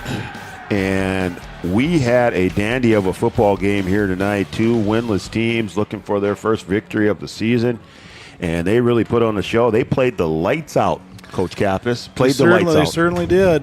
What a good football game tonight. Fun to watch. Back and forth. 8 lead changes throughout the night. I tell you what, this is what a high school football game is supposed to look like on a Friday night. You know, it's not fun watching a team get beat by 30, 40 points. It's not fun for the team that wins. It's not fun for the team that loses. It's not fun for the fans. This is a fun game. Back and forth. No one was ever out of it.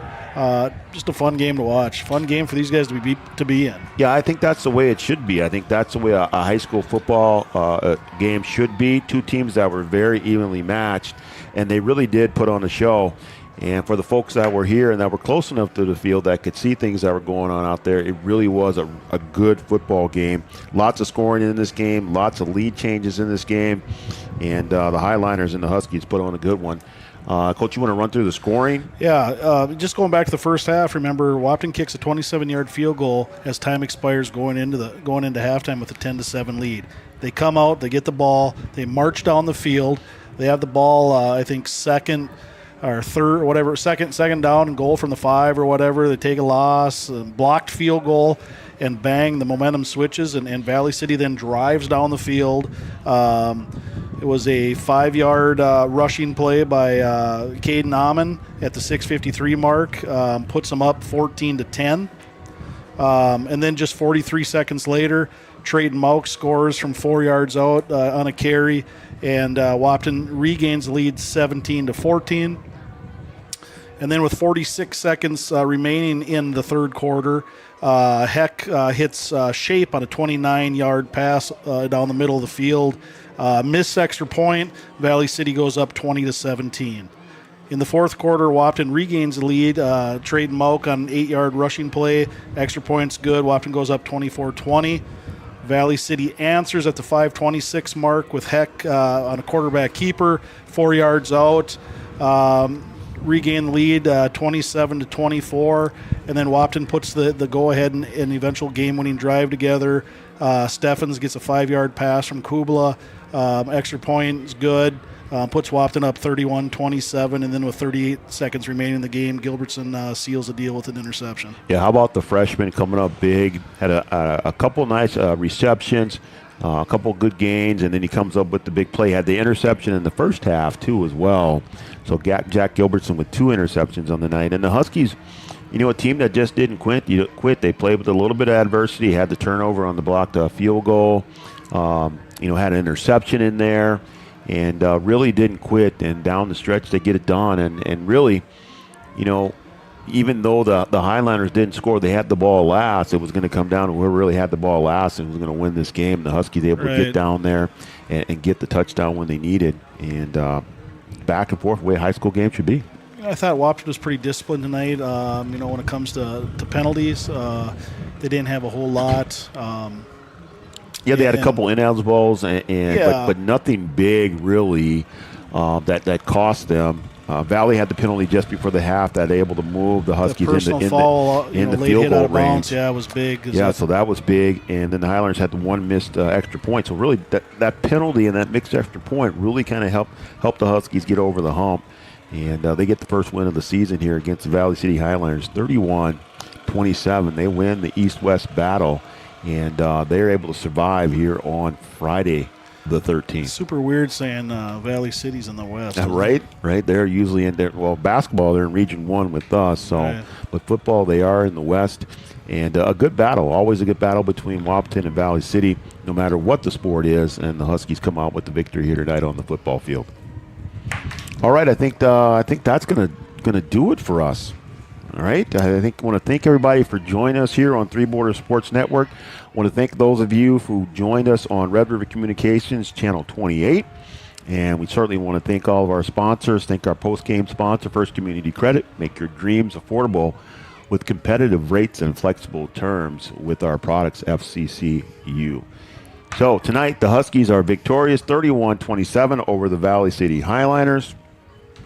And we'll see how they do next week as they move on to play Watford City. Watford City lost to Red River. They took one on the chin tonight. Red River at 56-6, I believe it was. 46-6. 46-6. Watford loses to Red River. So Watford will be in town next week for homecoming. Valley City will go home, and they will play Fargo South. Both of those games next Friday. You can join myself and Joe Schreiner here on the call on Three Borders Sports Network. We'll bring you Husky football next week, and we'll see if the Huskies can continue their win streak as they take on the Watford City Wolves.